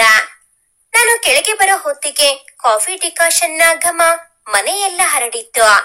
ಅಡಿಗೆ ಮನೆಗೆ ಹೋದೆ. ರಿಷಿ ಡಿಕಾಷನ್ ಹಿಡಿಯಲು ಕಾಯುತ್ತಿದ್ದ. ಕೈಕಾಲೆಲ್ಲ ತರ್ಚಿಕೊಂಡಿತ್ತು, ಬ್ಯಾಂಡೇಜ್ ಸುತ್ತಿಕೊಂಡಿದ್ದ. ರಿಷಿ, ಗಾಯ ಆಗಿಲ್ವಾ ಅಂದ್ರೆ ಏನು ಹೇಳಿಲ್ಲ, ಯಾಕೋ ಹೀಗೆ ನೀನು ಅಂದೆ. ಏನು ಊರೆಲ್ಲ ಡಂಗೋರ ಸಾರ್ಬೇಕಿತ್ತಾ? ಅಂತದೇನು ಆಗಿಲ್ಲ, ಸಣ್ಣ ಪುಟ್ಟ ಗಾಯ ಅಷ್ಟೇ. ಫಸ್ಟ್ ಏಡ್ ಮಾಡಿಸ್ಕೊಂಡಿಲ್ವಾ? ಬಿಡು, ನಾಳೆ ಬ್ಯಾಂಡೇಜ್ ಚೇಂಜ್ ಮಾಡಿದ್ರೆ ಆಯ್ತು ಅಂದ. ರಿಷಿ, ನಿಮ್ಮನೆ ಅಡಿಗೆ ಕಟ್ಟೆ ಮೇಲೆ ಕೂತ್ಕೋಬಹುದಾ ಅಂದೆ. ರಾಮ, ಅದನ್ನೆಲ್ಲ ಕೇಳ್ತೀಯಲ್ಲೇ? ಏನು ನಿಮ್ಮನೇಲೂ ಹೀಗೆ ಪರ್ಮಿಷನ್ ತಗೊಂಡ? ಇಲ್ಲ ತಾನೇ, ಇದು ನಿಮ್ಮನೆ ಅನ್ಕೋ ಅಂದ. ಹಾಗಲ್ಲ ರಿಷಿ, ನಮ್ಮನೇಲಿ ಅಡಿಗೆ ಮನೆ ಕಟ್ಟೆ ಮೇಲೆ ಕುತ್ಕೊಳ್ಳಕ್ಕೆ ನಂಗೆ ತುಂಬಾ ಇಷ್ಟ, ಆದ್ರೆ ನಮ್ಮತ್ತೆ ಬಿಡಲ್ಲ. ಚಿಕ್ಕವಳಿದ್ದಾಗ ಒಂದ್ಸಲ ಅಡಿಗೆ ಕಟ್ಟೆ ಮೇಲೆ ಕೂತಿದ್ದಕ್ಕೆ ಸಿಕ್ಕಾಪಟ್ಟೆ ಬೈದಿದ್ದರು. ಆವಾಗಿನಿಂದ ಆಸೆ ಇದ್ರು ಕಟ್ಟೆ ಮೇಲೆ ಕೂತ್ಕೊಳ್ಳಲ್ಲ. ಹೇಗಿದ್ರು ನಿಮ್ಮನೆ ಕಟ್ಟೆ ದೊಡ್ಡದಲ್ವಾ, ಅದಕ್ಕೆ ಕೇಳ್ದೆ ಅಂತ ಹೇಳುತ್ತಿದ್ದಾಗ ರಿಷಿ ಕಾಫಿ ಬೆರೆಸಿ ಕಪ್ ಕೈಗಿಟ್ಟು ಕಟ್ಟೆ ಮೇಲೆ ಕುತ್ಕೊಂಡ. ಬಜಾರಿ, ನಿಮ್ಮತ್ತೆಗೆ ಜೋರ್ ಮಾಡೋದಲ್ವೇನೆ ಅನ್ನತ್ತ ಕಣ್ಣು ಮಿಟಿಕಿಸಿ ಬಾ ಕುತ್ಕೋ ಅಂದ. ನಾನ್ ಕಟ್ಟೆ ಮೇಲೆ ಕುತ್ಕೊಂಡು ಕಾಫಿ ಕುಡಿಯುತ್ತಾ ಕೇಳಿದೆ. ರಿಷಿ ಹೀಗೆ ಕಟ್ಟೆ ಮೇಲೆ ಕುತ್ಕೊಂಡು ಕಾಲು ಅಲ್ಲಾಡಿಸಿಕೊಂಡು ಮಾತಾಡುತ್ತಾ ಕಾಫಿ ಕುಡಿಯುವುದು, ತಿಂಡಿ ತಿನ್ನುವುದು ಮಾಡುವುದಕ್ಕೆ ಎಷ್ಟು ಖುಷಿ ಆಗುತ್ತೆ ಅಲ್ವಾ ಅಂದೆ. ಅದಕ್ಕೆ ರಿಷಿ, ಹೌದು ಕಣೆ, ನಿಮ್ ಮನೆಯಲ್ಲಿ ನಾವಿಬ್ಬರು ಕಟ್ಟೆ ಮೇಲೆ ಕುತ್ಕೊಂಡು ಹಾಲ್ ಕುಡಿತಿದ್ರೆ ನಿಮ್ಮ ಅಮ್ಮ ಕತೆ ಹೇಳ್ತಿದ್ರು ಅಲ್ವಾ, ನಂಗೂ ಇದೇ ಇಷ್ಟ ಅಂದ. ನಾವಿಬ್ಬರು ಕಾಫಿ ಕುಡಿದು ಹಾಲ್ಗೆ ಬಂದ್ರಿ. ತಕ್ಷಣ ಹೇ ರಿಷಿ, ಟಿವಿ ನೋಡೋಣ ಬಾರೋ ಅಂದೆ. ಅದೇನೆ, ಯಾವತ್ತು ಟಿವಿ ನೋಡಿಲ್ಲ ಅನ್ನೋ ತರ ಕೇಳ್ತಿದ್ಯಾ, ಬಾ ನೋಡು ಅಂದ. ನಮ್ಮನೇಲಿ ನಂಗೆ ಇಷ್ಟ ಆಗೋ ಚಾನೆಲ್ ನೋಡಕ್ಕೆ ಬಿಡಲ್ವೋ, ಟಿವಿ ನೋಡೋದೇ ಇಲ್ಲ ಅಂದೆ. ಓ ಹಾಗೆ, ನಂಗೊತ್ತು ನೀನ್ ಇವಾಗ ಯಾವ ಚಾನೆಲ್ ನೋಡ್ತೀಯಾ ಅಂತ. ನೀನಿನ್ನು LKG ಹುಡುಗಿ, ಬುದ್ಧಿ ಬಿಟ್ಟಿಲ್ಲ ಅಂತ ಹೇಳಿ ಟಾಮ್ ಅಂಡ್ ಜೆರಿ ಹಾಕ್ದ. ನಂಗೆ ಶಾಕ್ ಆಯ್ತು. ರಿಷಿ, ನಂಗೆ ಇದೇ ಇಷ್ಟ, ನಿಂಗ್ ಇನ್ನು ಜ್ಞಾಪಕ ಇಟ್ಕೊಂಡಿದ್ಯಾ ಎಂದಾಗ ಅವನು ಸುಮ್ಮನೆ ನಗ್ಗ. ಟಿವಿ ನೋಡ್ತಿದ್ದಾಗ ರಿಷಿ ಏನು ಯೋಚನೆ ಮಾಡ್ತಿದ್ದ, ಏನು ಅಂತ ಕೇಳೋಣ ಅನ್ಕೊಂಡೆ. ಆದ್ರೆ ಬೇಡ, ಅವನ್ಗೆ ಬೇಜಾರಾಗ್ಬೋದು, ಆಂಟಿ ವಿಷಯನೇ ಇರಬೇಕು ಅನ್ಕೊಂಡು ಸುಮ್ಮನಾದೆ. ಅಷ್ಟರಲ್ಲಿ ಅವನೇ, ವರ್ಷ ಹಿಂದ ನಾನು ಟಿವಿ ನೋಡುತ್ತಲೇ ಹಾ ಹೇಳು ಹಿಂದೆ. ಮತ್ತೆ ಬರೀ ಅಂದ. ನಾನವನ ಕಡೆಗೆ ತಿರುಗಿ ಹೇಳು ಎನ್ನಬೇಕು. ಅಷ್ಟರಲ್ಲಿ ರಿಷಿ ನನ್ನ ತೊಡೆಯ ಮೇಲೆ ಮಲಗಿದ. ಅವನ ಕಣ್ಣಲ್ಲಿ ನೀರು ತುಂಬಿತ್ತು. ಅವನೇ ಮಾತು ಶುರು ಮಾಡಿದ. ಬರೀ ಅಮ್ಮಂಗೆ ಕ್ಯಾನ್ಸರ್ ಅಂದ್ರೆ ನಂಗೇನು ನಂಬಕ್ಕೆ ಆಗ್ತಿಲ್ವೇ. ಅಪ್ಪ ಕಾಲ್ ಮಾಡಿ ಅಮ್ಮಂಗೆ ಕ್ಯಾನ್ಸರ್ ಅಂದಾಗ ಅಪ್ಪ ಏನ್ ಜೋಕ್ ಮಾಡ್ತೀರಾ ಅಂತ ಕೇಳಿ ಬಿಡುತ್ತಿದ್ದೆ. ಜೋಕ್ ಇಂತ ವಿಷಯದಲ್ಲಿ ಮಾಡ್ತಾರ ಯಾರಾದ್ರೂ ಅನ್ಕೊಂಡು, ಅಪ್ಪ ಏನ್ ಹೇಳ್ತಿದ್ದೀರಾ ಅಂದಾಗ ಅಪ್ಪ, ಹೌದು ರಿಷಿ, ಭೂಮಿಗೆ ಕ್ಯಾನ್ಸರ್ ಅಂದಾಗ ಭೂಮಿ ಬಾಯಿ ಬಿಟ್ಟ ಅನುಭವ. ಅಳು ಬರ್ತಿತ್ತು ಕಣೆ. ನನ್ನ ಅಪ್ಪನ ಮುಂದೆ ಅತ್ರೆ ಅವರಿಗೂ ಧೈರ್ಯ ಇಳಿದು ಹೋಗುತ್ತೆ ಅಂತ ಅಳು ಕಂಟ್ರೋಲ್ ಮಾಡ್ಕೊಂಡು ಸುಮ್ಮನೆ ಆಗೋದೆ. ಇಡೀ ಮನೆಯಲ್ಲಿ ಅಮ್ಮಂದೇ ನೆನಪಿದೆ. ನಮ್ಮನೆ ಇಷ್ಟು ಚೆನ್ನಾಗಿದೆ ಅಂದ್ರೆ ಅದು ಅಮ್ಮನ ಸೆಲೆಕ್ಷನ್. ಎಲ್ಲಾದ್ರೂ ಹೊರಗೆ ಹೋಗಿ ಮನೆಗೆ ಬಂದ್ರೆ ಅಮ್ಮನ ನಗು ಮುಖ ಕಣ್ಮುಂದೆ ಬರುತ್ತೆ ಬರೀ. ಅಂದ್ರೆ ಅವರೇ ನಗು ನಗುತ್ತಾ ಬಾಗ್ಲು ತೆಗಿಯೋರು. ಅದೇ ಕಟ್ಟೆ ಮೇಲೆ ಕುತ್ಕೊಂಡು ಅಮ್ಮನ್ನ ರೇಗಿಸ್ತಾ ಕಾಫಿ ಕುಡಿತಿದ್ದೆ. ಅಮ್ಮಂಗೆ ಏನು ಆಗಲ್ಲ ಅಲ್ವಾ ಬರೀ, ಅಮ್ಮ ಹುಷಾರಾಗ್ತಾರೆ ಅಲ್ವಾ. ಹುಡುಗ ಏನೀಗೆ ಅಳ್ತಾನೆ ಅಂದ್ಕೊಳ್ಬೇಡ ನೀನು. ಹುಡುಗ ಆದ್ರೆ ನಮ್ಗೂ ಅಳು ಬರಲ್ವೇನೆ. ನೀವು ಹುಡುಗಿರು ಮಾತ್ರ ಅಳ್ಬೇಕಾ? ನಿನ್ ಮುಂದೆ ಆದ್ರೆ ನೀನೇನು ಅನ್ನಲ್ಲ ಅಂತ ಅಳು ಕಂಟ್ರೋಲ್ ಮಾಡ್ತಿಲ್ಲ. ಅಮ್ಮಂಗೆ ಏನಾದ್ರೂ ಆದ್ರೆ ನನ್ ಕೈಲಿ ತಡೆಯಕ್ಕೆ ಆಗಲ್ಲ. ನಂಗೆ ಅಮ್ಮ ಬೇಕು ವರಿ ಎನ್ನುತ್ತಿದ್ದ. ನಾನು ಮೆಲ್ಲನೆ ಬಿಕ್ಕುತ್ತಿದ್ದೆ. ಅವನ ಹಣೆಯನ್ನು ಸವರುತ್ತಾ, ಭೂಮಿ ಆಂಟಿಗೆ ಏನು ಆಗಲ್ಲ ಕಣೋ, ಆಂಟಿ ಬೇಗ ಹುಷಾರಾಗ್ತಾರೆ, ಹಾಗಂತ ಡಾಕ್ಟರ್ ಕೂಡ ಹೇಳಿದ್ದಾರಲ್ವಾ. ನೀನ್ ಏನೇನೋ ಯೋಚನೆ ಮಾಡ್ಬೇಡ ರಿಷಿ, ಪ್ಲೀಸ್ ಅಂದೆ. ಮುಂದೆ ಮಾತಾಡಲು ನನ್ನಿಂದ ಆಗಲಿಲ್ಲ. ನಂತರ ಇಬ್ಬರ ನಡುವೆ ಮಾತಿರಲಿಲ್ಲ. ಟಿವಿಯನ್ನ ಯಾವಾಗಲೂ ಆಫ್ ಮಾಡಿದ್ದೆ. ಸ್ವಲ್ಪ ಹೊತ್ತಿನ ನಂತರ ರಿಷಿ ಎದ್ದ. ಅಡಿಗೆ ಮಾಡೋಣ ಬಾವರಿ, ಅಮ್ಮಂಗೂ ಬಿಸಿ ಬಿಸಿ ಊಟ ತಗೊಂಡ್ ಹೋಗ್ಬೋದು. ಸುಮ್ಮನೆ ಆಸ್ಪತ್ರೆ ಕ್ಯಾಂಟೀನ್ ಊಟ ಬೇಡ, ಅಪ್ಪನು ಮನೆಗ್ ಬಂದು ಊಟ ಮಾಡ್ಲಿ ಅಂದ. ನಾನು ಹೂ ಎಂದೆ. ಅಮ್ಮಂಗೆ ತೊಂಡೆಕಾಯಿ ಪಲ್ಯ ಇಷ್ಟ, ನಾನ್ ತರಕಾರಿ ಹೆಚ್ಚಿ ಪಲ್ಯ ಮಾಡ್ತೀನಿ, ನೀನ್ ಅನ್ನ ಸಾರು ಮಾಡು ಅಂದ. ನಾನು ಅದಕ್ಕೂ ಸುಮ್ಮನೆ ತಲೆ ಆಡಿಸಿದೆ. ಆಗ ರಿಷಿ ಸ್ವಲ್ಪ ನಗೆ ಬಜಾರಿ. ನಾವಿಬ್ರು ಹೀಗೆ ಬೇಜಾರ್ ಮಾಡ್ಕೊಂಡಿರೋದು ನೋಡಿದ್ರೆ ನಿಮ್ಮ ಅಪ್ಪ ಅಮ್ಮ ಮತ್ತೆ ನಮ್ಮ ಅಪ್ಪ ಅಮ್ಮ ಇಬ್ರು ಡೌನ್ ಆಗ್ತಾರೆ. ಪಂಕಜ್ ಮತ್ತೆ ಅಮ್ಮ ಇಬ್ರು ಹುಷಾರಾಗ್ತಾರೆ. ಡೋಂಟ್ ವರಿ ಅಂದ. ನಾನು ಅದಕ್ಕೂ ಸುಮ್ಮನೆ ಇದ್ದೆ. ರಿಷಿ ಇದ್ಯಾಕೋ ಸರಿ ಹೋಗೋ ಪಾರ್ಟಿ ಅಲ್ಲ ಅಂತ ಹೇಳಿ ಜೋರಾಗಿ ನನ್ನ ಕೆನ್ನೆ ಹಿಂಡಿ ನಗೆ, ಹೆಣ್ಮಕ್ಳು ಸಂತೋಷವಾಗಿಲ್ಲ ಅಂದ್ರೆ ಮನೆಗೆ ಒಳ್ಳೇದಲ್ವಂತೆ, ಹಾಗಂತ ಯಾರು ಹೇಳ್ತಿದ್ರು ಅಂದಾಗ ಅವನಿಗೆ ನಾನು ನಗು ನಗುತ್ತಾ ಇರಬೇಕು ಅನ್ನೋ ಕಾಳಜಿಗೆ ಖುಷಿ ಆಯ್ತು. ಹಾಗಂತ ಅವ್ರು ನಗ್ಲಿ ಅಂತ ಕೆನ್ನೆ ಗಿಂಡಬೇಕು ಅಂತ ಯಾರು ಹೇಳಿದ್ರು ರಿಷಿಕ್ ಅವ್ರೆ ಅಂತ ಹೇಳಿ ಜೋರಾಗಿ ನಕ್ಕು ಬಿಟ್ಟೆ. ಅವನು ಸಹ ನನ್ನ ಜೊತೆ ನಗಾಡಿದ. ಅಡಿಗೆ ಮಾಡಿ ಮುಗಿಸೋ ಹೊತ್ತಿಗೆ ಹೊಟ್ಟೆ ಚೂರನ್ನುತ್ತಿತ್ತು. ಇಬ್ಬರು ಊಟ ಮಾಡಿದ್ವಿ. ರಿಷಿಕ್ ಮಾಡಿದ ಪಲ್ಯ ನಿಜಕ್ಕೂ ತುಂಬಾ ಚೆನ್ನಾಗಿತ್ತು. ಊಟ ಮುಗಿಸಿದ ನಂತರ ರಿಷಿ, ಬಾರೆ ಇಲ್ಲೇ ಅಂಗಡಿಗೆ ಹೋಗಿ ಬರೋಣ ಅಂದ. ಯಾವ ಅಂಗಡಿನೋ ಅಂದೆ ನಾನು. ಬಟ್ಟೆ ಅಂಗಡಿ. ಇವಾಗ ಯಾಕೋ ಬಟ್ಟೆ ಅಂಗಡಿ ನಿಂಗೆ ಅಂದೆ. ನಂಗಲ್ಲ ತಾಯಿ, ನಿಂಗೆ ಅಂದ. ನಂಗ್ ಯಾವ ಬಟ್ಟೆನೂ ಬೇಡ ಅಂದರೆ ಸುಮ್ನೆ ಬಾರೆ ಅಂತ ಕರ್ಕೊಂಡ್ ಹೊರಟ. ಬಟ್ಟೆ ಅಂಗಡಿ ಪಕ್ಕದ ರೋಡಲ್ಲೇ ಇದೆ. ನಮ್ ಪಕ್ಕದ ಮನೆ ಆಂಟಿದು. ಯಾರಾದ್ರೂ ಗೊತ್ತಿದ್ರೆ ಕರ್ಕೊಂಡ್ ಬಾರೋ ಅಂತ ಹೇಳೋರು. ಯಾವಾದ್ರೂ ಹುಡುಗಿ ಗೊತ್ತಿದ್ರೆ ತಾನೇ ಕರ್ಕೊಂಡ್ ಹೋಗೋಕೆ ಅಂತ ನಕ್ಕಿದ್ದ. ಓಹೋ, ನಿಂಗೂ ಹುಡುಗಿ ಗೊತ್ತು ಅಂತ ತೋರ್ಸ್ಕೊಳಕ್ಕೆ ನನ್ನ ಕರ್ಕೊಂಡ್ ಹೋಗ್ತಿದ್ಯಾ ಅನ್ನೋ ಅಷ್ಟರಲ್ಲಿ ಅಂಗಡಿ ಬಂದೇ ಬಿಟ್ಟಿತ್ತು. ಅಂಗಡಿಯ ಆಂಟಿ, ಬಾಪ್ಪ ರಿಷಿ, ಏನ್ ಅಪರೂಪಕ್ಕೆ ನಮ್ಮ ಅಂಗಡಿ ದಾರಿ ಕಾಣಿಸಿದೆ ನಿಂಗೆ ಅಂದಾಗ, ಏನಿಲ್ಲ ಆಂಟಿ, ಈ ಆಂಟಿಗೆ ಒಂದು ನೈಟಿ ತೋರಿಸಿ ಅಂತ ನನ್ನ ಕಡೆ ಬೊಟ್ಟು ಮಾಡಿದ್ದ. ನನಗೆ ಸಿಟ್ಟು ಬಂದೇ ಬಿಡ್ತು. ಏನು ನನ್ನ ಆಂಟಿ ಅಂತೀಯಾ? ಓವರ್ ಆಗಿಲ್ಲ ನಿಂದು. ನಂಗೇನು ನೈಟಿ ಬೇಡ, ಅದನ್ನ ಕಂಡ್ರೆ ಆಗಲ್ಲ ನಂಗೆ. ನೈಟಿ ತಗೊಂಡು ನೀನೇ ಹಾಕೋ ಅಂದು ಅಂಗಡಿಯ ಹೊರಕ್ಕೆ ಬಂದೆ. ಸಾರಿ ಕಣಮ್ಮ ಬಜಾರಿ, ಬಾ ಬಟ್ಟೆ ತಗೊಂಡು ಬೇಗ ಆಸ್ಪತ್ರೆಗೆ ಹೋಗೋಣ ಅಂತ ಕೈ ಹಿಡಿದು ಅಂಗಡಿ ಹೊಳಕ್ಕೆ ಹೇಳಿದ. ಆಂಟಿ ನಮ್ಮ ಜಗಳಕ್ಕೆ ನಕ್ಕು ನನ್ನ ಸೈಜಿನ ನೈಟ್ ಡ್ರೆಸ್ ಕೊಟ್ಟರು. ಅದನ್ನ ತಗೊಂಡು ನಾನು ಹೊರಗೆ ಬಂದೆ. ಅಷ್ಟರಲ್ಲಿ ಆಂಟಿ ಹೇಳುತ್ತಿದ್ದದ್ದು ಕೇಳಿಸಿತು. ಹುಡುಗಿ ಚೆನ್ನಾಗಿದ್ದಾಳೆ, ಯಾವಾಗ ಪೇಣಿ ಚಿರೋಟಿ ಒಬ್ಬಟ್ಟಿನೂಟ ಅಂದರು. ಇವನು, ಸುಮ್ನಿರಿ ಆಂಟಿ, ಇವಾಗ್ಲೇ ಮದ್ವೆ ಬೇಡ ಅಂದ. ವಾಪಸ್ಸು ಹೋಗುವಾಗ, ಏನ್ ಗೂಬೆ, ನಾನ್ ನಿನ್ ಗರ್ಲ್ ಫ್ರೆಂಡ್ ಅನ್ಕೊಂಡಿದ್ದಾರೆ ಆಂಟಿ, ಅದಕ್ಕೆ ನೀನು ತಲೆ ಆಡಿಸ್ತಿದ್ದೆ. ಅವ್ರು ಹೇಳಿದ್ದೇನು ನನಗೆ ಕೇಳಿಸ್ತಿಲ್ಲ ಅನ್ಕೊಂಡ್ಯಾ ಅಂದೆ. ಅದಕ್ಕೆ ಅವನು, ಹೌದು, ಯಾವಾಗ ನಿನ್ ಮದ್ವೆ, ಯಾರನ್ನಾದ್ರೂ ಇಷ್ಟಪಟ್ಟಿದ್ಯಾ ಅಂತ ಕೇಳಿದ. ಇಲ್ಲಪ್ಪ, ನಾನ್ ಯಾರನ್ನು ಇಷ್ಟಪಟ್ಟಿಲ್ಲ ಅಂತ ಹೇಳಿ ನಿನ್ನೆ ಅತ್ತೆ ಪುನೀತ್ ಜೊತೆ ಮದ್ವೆ ಪ್ರಸ್ತಾಪ ಇಟ್ಟಿದ್ದನ್ನು ಹೇಳಿ, ನಾನಂತೂ ಆ ಮೂತಿನ ಮದ್ವೆ ಆಗಲ್ಲ ಕಣೋ, ಅದನ್ನ ಹೇಗೆ ಹೇಳೋದು ಅಂತ ಗೊತ್ತಿಲ್ಲ ಅಂದೆ. ರಿಷಿ ಆಗ, ನನ್ನ ಹತ್ರ ಇದಕ್ಕೆ ಸೊಲ್ಯೂಷನ್ ಇದೆ ಅಂದ. ನಾನು ಆಸೆಗಣ್ಣಿನಿಂದ, ಏನು ಅದು ಅಂದೆ. ಏನಂದ್ರೆ ನನ್ನ ಮದ್ವೆ ಆಗ್ಬಿಡು, ನಿಮ್ಮತ್ತೆಗೆ ಹಸಿ ಮೆಣಸಿನ್ಕಾಯಿ ಹರಿದ ಹಾಗೆ ಆಗುತ್ತೆ ಅಂದ. ನಾನವನ ತಲೆ ಮೇಲೆ ಮೊಟಕಿ, ನಡೆಯೋ ಸುಮ್ನೆ ಎನ್ನುತ್ತಾ ಮನೆ ತಲುಪಿದ್ವಿ. ನಾನು ಡ್ರೆಸ್ ಚೇಂಜ್ ಮಾಡಿ ಬರೋ ಅಷ್ಟರಲ್ಲಿ ರಿಷಿ ಭೂಮಿ ಆಂಟಿಗೆ ಊಟ ತೆಗೆದುಕೊಂಡಿದ್ದ. ಇಬ್ಬರು ಆಸ್ಪತ್ರೆಗೆ ಹೋಗುತ್ತಿದ್ದಾಗ ದೂರದಲ್ಲಿ ನನಗೇನೋ ಕಾಣಿಸಿತು. ತಕ್ಷಣ ರಿಷಿಗೆ, ಗಾಡಿ ನಿಲ್ಸು ರಿಷಿ ಪ್ಲೀಸ್ ಅಂದೆ. ಅವನಿಗೆ ಗಾಬರಿಯಾಗಿ ಗಾಡಿ ಪಕ್ಕಕ್ಕೆ ಹಾಕಿದ.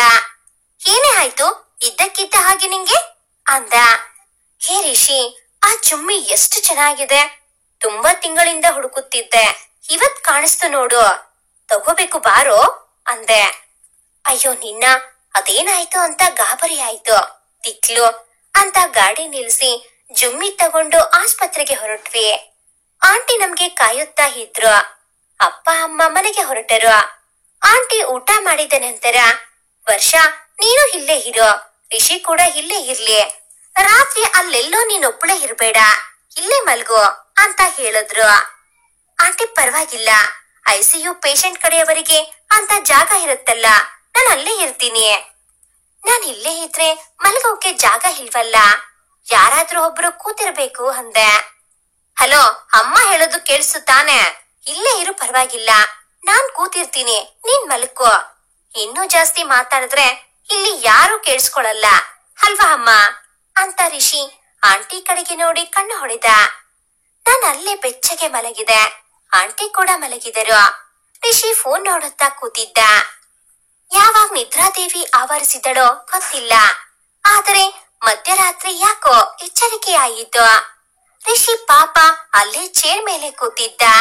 ನಾನ್ ಯೋಚನೆ ಮಾಡಲೇ ಇಲ್ಲ. ಅವನು ಕುರ್ಚಿ ಮೇಲೆ ಕೂತು ನಿದ್ದೆ ಮಾಡಲು ಆಗದೆ ಚಡಪಡಿಸುತ್ತಿದ್ದ. ನಾನು ಮೆಲ್ಲನೆ ಎದ್ದು ಅವನ ಬಳಿ ಹೋಗಿ, ರಿಷಿ ಅಂದೆ. ಯಾಕೆದ್ದು ಬಂದೆ, ಮಲ್ಕೋ ಹೋಗು ಅಂದ. ನೀನ್ ಮಲ್ಕೋ ರಿಷಿ, ನಾನ್ ಚೇರ್ ಮೇಲೆ ಕುತ್ಕೊಂಡು ನಿದ್ದೆ ಮಾಡ್ತೀನಿ ಅಂದೆ. ಆದ್ರೆ ಅವನು, ಏನ್ ಬೇಡ್ವೆ, ನೀನ್ ಮಲ್ಕೋ ಹೋಗು ಅಂದ. ನಾನು ಪಟ್ಟು ಬಿಡ್ಲಿಲ್ಲ.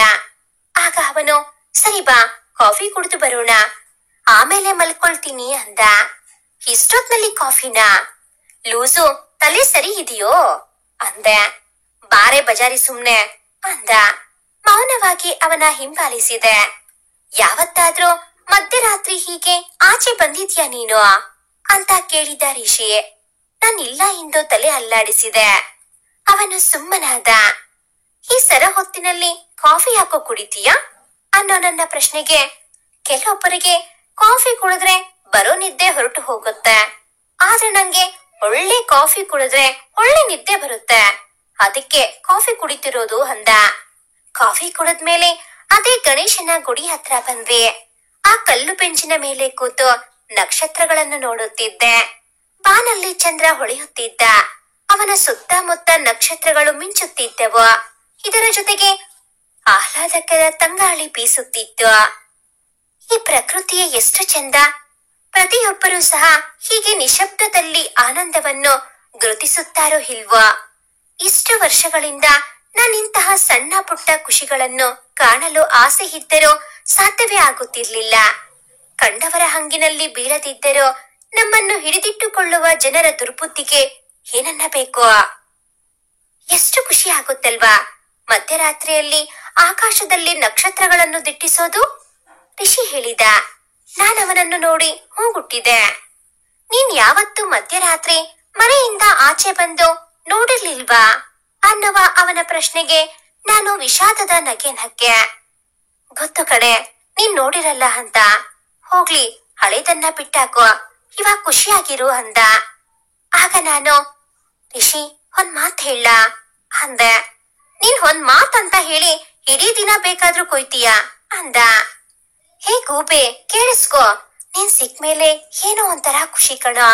ನಿನ್ ಜೊತೆ ಇರೋದನ್ನ ಮಿಸ್ ಮಾಡ್ಕೊಳ್ಬಾರ್ದು ಅನ್ಸುತ್ತೆ. ವಾಪಸ್ ನಮ್ಮನೆಗೆ ಹೋಗ್ಬೇಕಾ ಅಂತ ಕೂಡ ಅನ್ಸುತ್ತೆ ಕಣೋ ಅಂದೆ. ಓಹೋ, ಮೇಡಮ್ದು ಪ್ಲಾನ್ ನಮ್ಮ ಹತ್ರನೇ 3 ಗಂಟೆ ಹಾಕ್ಸ್ಕೊಳ್ಳೋ ತರ ಇದೆ ಅಂದ. ನೀನ್ ಹಾಕಿದ್ರೆ ಹಾಕ್ಸ್ಕೊಳ್ತೀನಿ, ಏನಂತ್ಯಾ ಅಂದ. ಅಲ್ವೇ, ಹುಡುಗರೇ ಹುಡುಗಿಗೆ ಪ್ರಪೋಸ್ ಮಾಡಕ್ಕೆ ಏನೆಲ್ಲ ಪ್ರಿಪರೇಷನ್ ಮಾಡ್ತಾರೆ, ಅಂತದ್ರಲ್ಲಿ ನೀನೇನೆ ಹೀಗೆ? ನಿಂಗೇನ್ ಧೈರ್ಯನೇ ತಾಯಿ, ನಮಸ್ಕಾರ ಕಡೆ ನಿಂಗೆ ಅಂದ. ಹುಡುಗರು ಲವ್ ಅಟ್ ಫಸ್ಟ್ ಸೈಟ್ ಅಂದ್ರೆ ಹುಡುಗಿಯರು ನಂಬಿ ಕೈ ಹಿಡಿತಾರೆ ತಾನೆ, ಇದು ಹಾಗೇನೆ. ಆದ್ರೆ ಲವ್ ಅಟ್ ಫಸ್ಟ್ ಸೈಟ್ ಅಲ್ಲ, ಬಾಲ್ಯದ ಗೆಳೆಯನ ಮೇಲೆ ಪ್ರೀತಿಯಾಗಿದೆ. ನಂಗೇನ್ ಧೈರ್ಯ ಜಾಸ್ತಿ ಇಲ್ಲ. ನನ್ನ ಕೆನ್ನೆ ಕೆಂಪಾಗಿರೋದು ನಿನ್ ಕಣ್ಣಿಗೆ ಕಾಣಿಸ್ತಾ ಇಲ್ಲ ಅಷ್ಟೇ. ಮತ್ತೆ ನನ್ನ ಪ್ರಶ್ನೆಗೆ ಉತ್ತರ ಕೊಡೋದ್ ಬಿಟ್ಟು ನೀನ್ ಬೇರೆ ಏನೋ ಮಾತಾಡಿದೆ. ಹ್ಞೂ ಅಂತೀಯೋ ಅಥವಾ ರಿಜೆಕ್ಟ್ ಮಾಡ್ತೀಯೋ ಅಂದೆ ನಾನು. ರಿಷಿ ತಕ್ಷಣ ಗಂಭೀರನಾದ. ನನ್ನ ಎದೆಯಲ್ಲಿ ಡವಡವ ಸದ್ದು ಹೆಚ್ಚಾಯಿತು.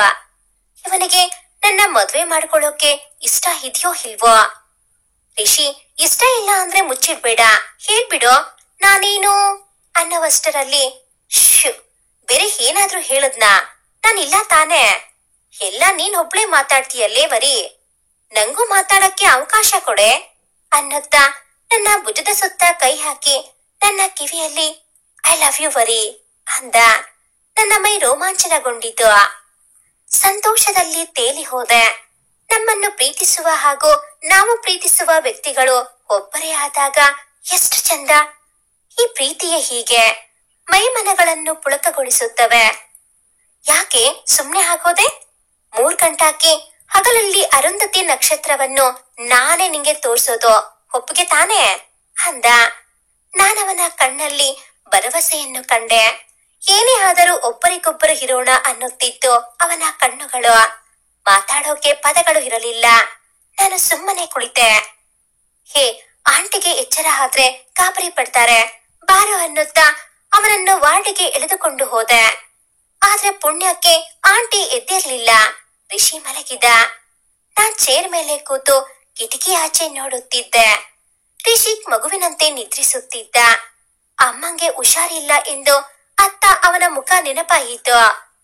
ಎಷ್ಟು ದುಃಖ ಆದ್ರೂ ಅದೇಗೋ ಎಲ್ಲ ಮುಚ್ಚಿಟ್ಟು ಜೀವನ ನಡೆಸೋದನ್ನ ಈ ಹುಡುಗರು ಕರಗತ ಮಾಡಿಕೊಂಡಿರ್ತಾರೆ. ಹುಡುಗರು ಹತ್ತರೆ ಅನುಕಂಪ ತೋರಿಸುವವರಿಗಿಂತ ಆಡಿಕೊಳ್ಳುವವರೇ ಹೆಚ್ಚು. ಸಮಾಜ ಯಾಕೆ ಹೀಗೆ ಅನಿಸಿತು. ನಾನ್ ಹೇಗೋ ಕುರ್ಚಿ ಮೇಲೆಯೇ ನಿದ್ದೆ ಮಾಡಿದೆ. ಇವರಿಬ್ಬರ ಪ್ರೀತಿ ಗೆಲ್ಲುತ್ತಾ? ಎರಡೂ ಮನೆಯಲ್ಲಿ ಇವರ ಪ್ರೀತಿಗೆ ಒಪ್ಪುತ್ತಾರಾ? ಅವರು ಒಪ್ಪಿದರೂ ಅವರ ಅತ್ತೆ ಏನಾದರೂ ಕಿತಾಪತಿ ಮಾಡುತ್ತಾರಾ? ಭೂಮಿಕಾ ಅವರಿಗೆ ಕ್ಯಾನ್ಸರ್ ಗುಣಮುಖ ಆಗುತ್ತಾ? ಪಂಕಜ್ ಗುಣಮುಖನಾಗುತ್ತಾನಾ? ಕಾಯ್ದು ನಿರೀಕ್ಷಿಸಿ. ಭಾಗ 2 ಮುಂದುವರಿಯುತ್ತದೆ. ಭಾಗ 2ರ ನೋಟಿಫಿಕೇಶನ್ಸ್ ನಿಮ್ಗೆ ಬರಬೇಕು ಅಂತ ಅಂದರೆ ಈ ಕೂಡಲೇ ಈ ಚಾನಲ್ಗೆ ಸಬ್ಸ್ಕ್ರೈಬ್ ಆಗಿ. ಹಾಗೇನೆ ಈ ಒಂದು ವಿಡಿಯೋ ನಿಮಗೆ ಇಷ್ಟ ಆಗಿದ್ದಲ್ಲಿ ಪ್ಲೀಸ್ ಲೈಕ್ ಮಾಡಿ, ಶೇರ್ ಮಾಡಿ, ಹಾಗೇನೆ ಕಾಮೆಂಟ್ ಮಾಡೋದನ್ನ ಮರಿಬೇಡಿ. Thanks for watching this video.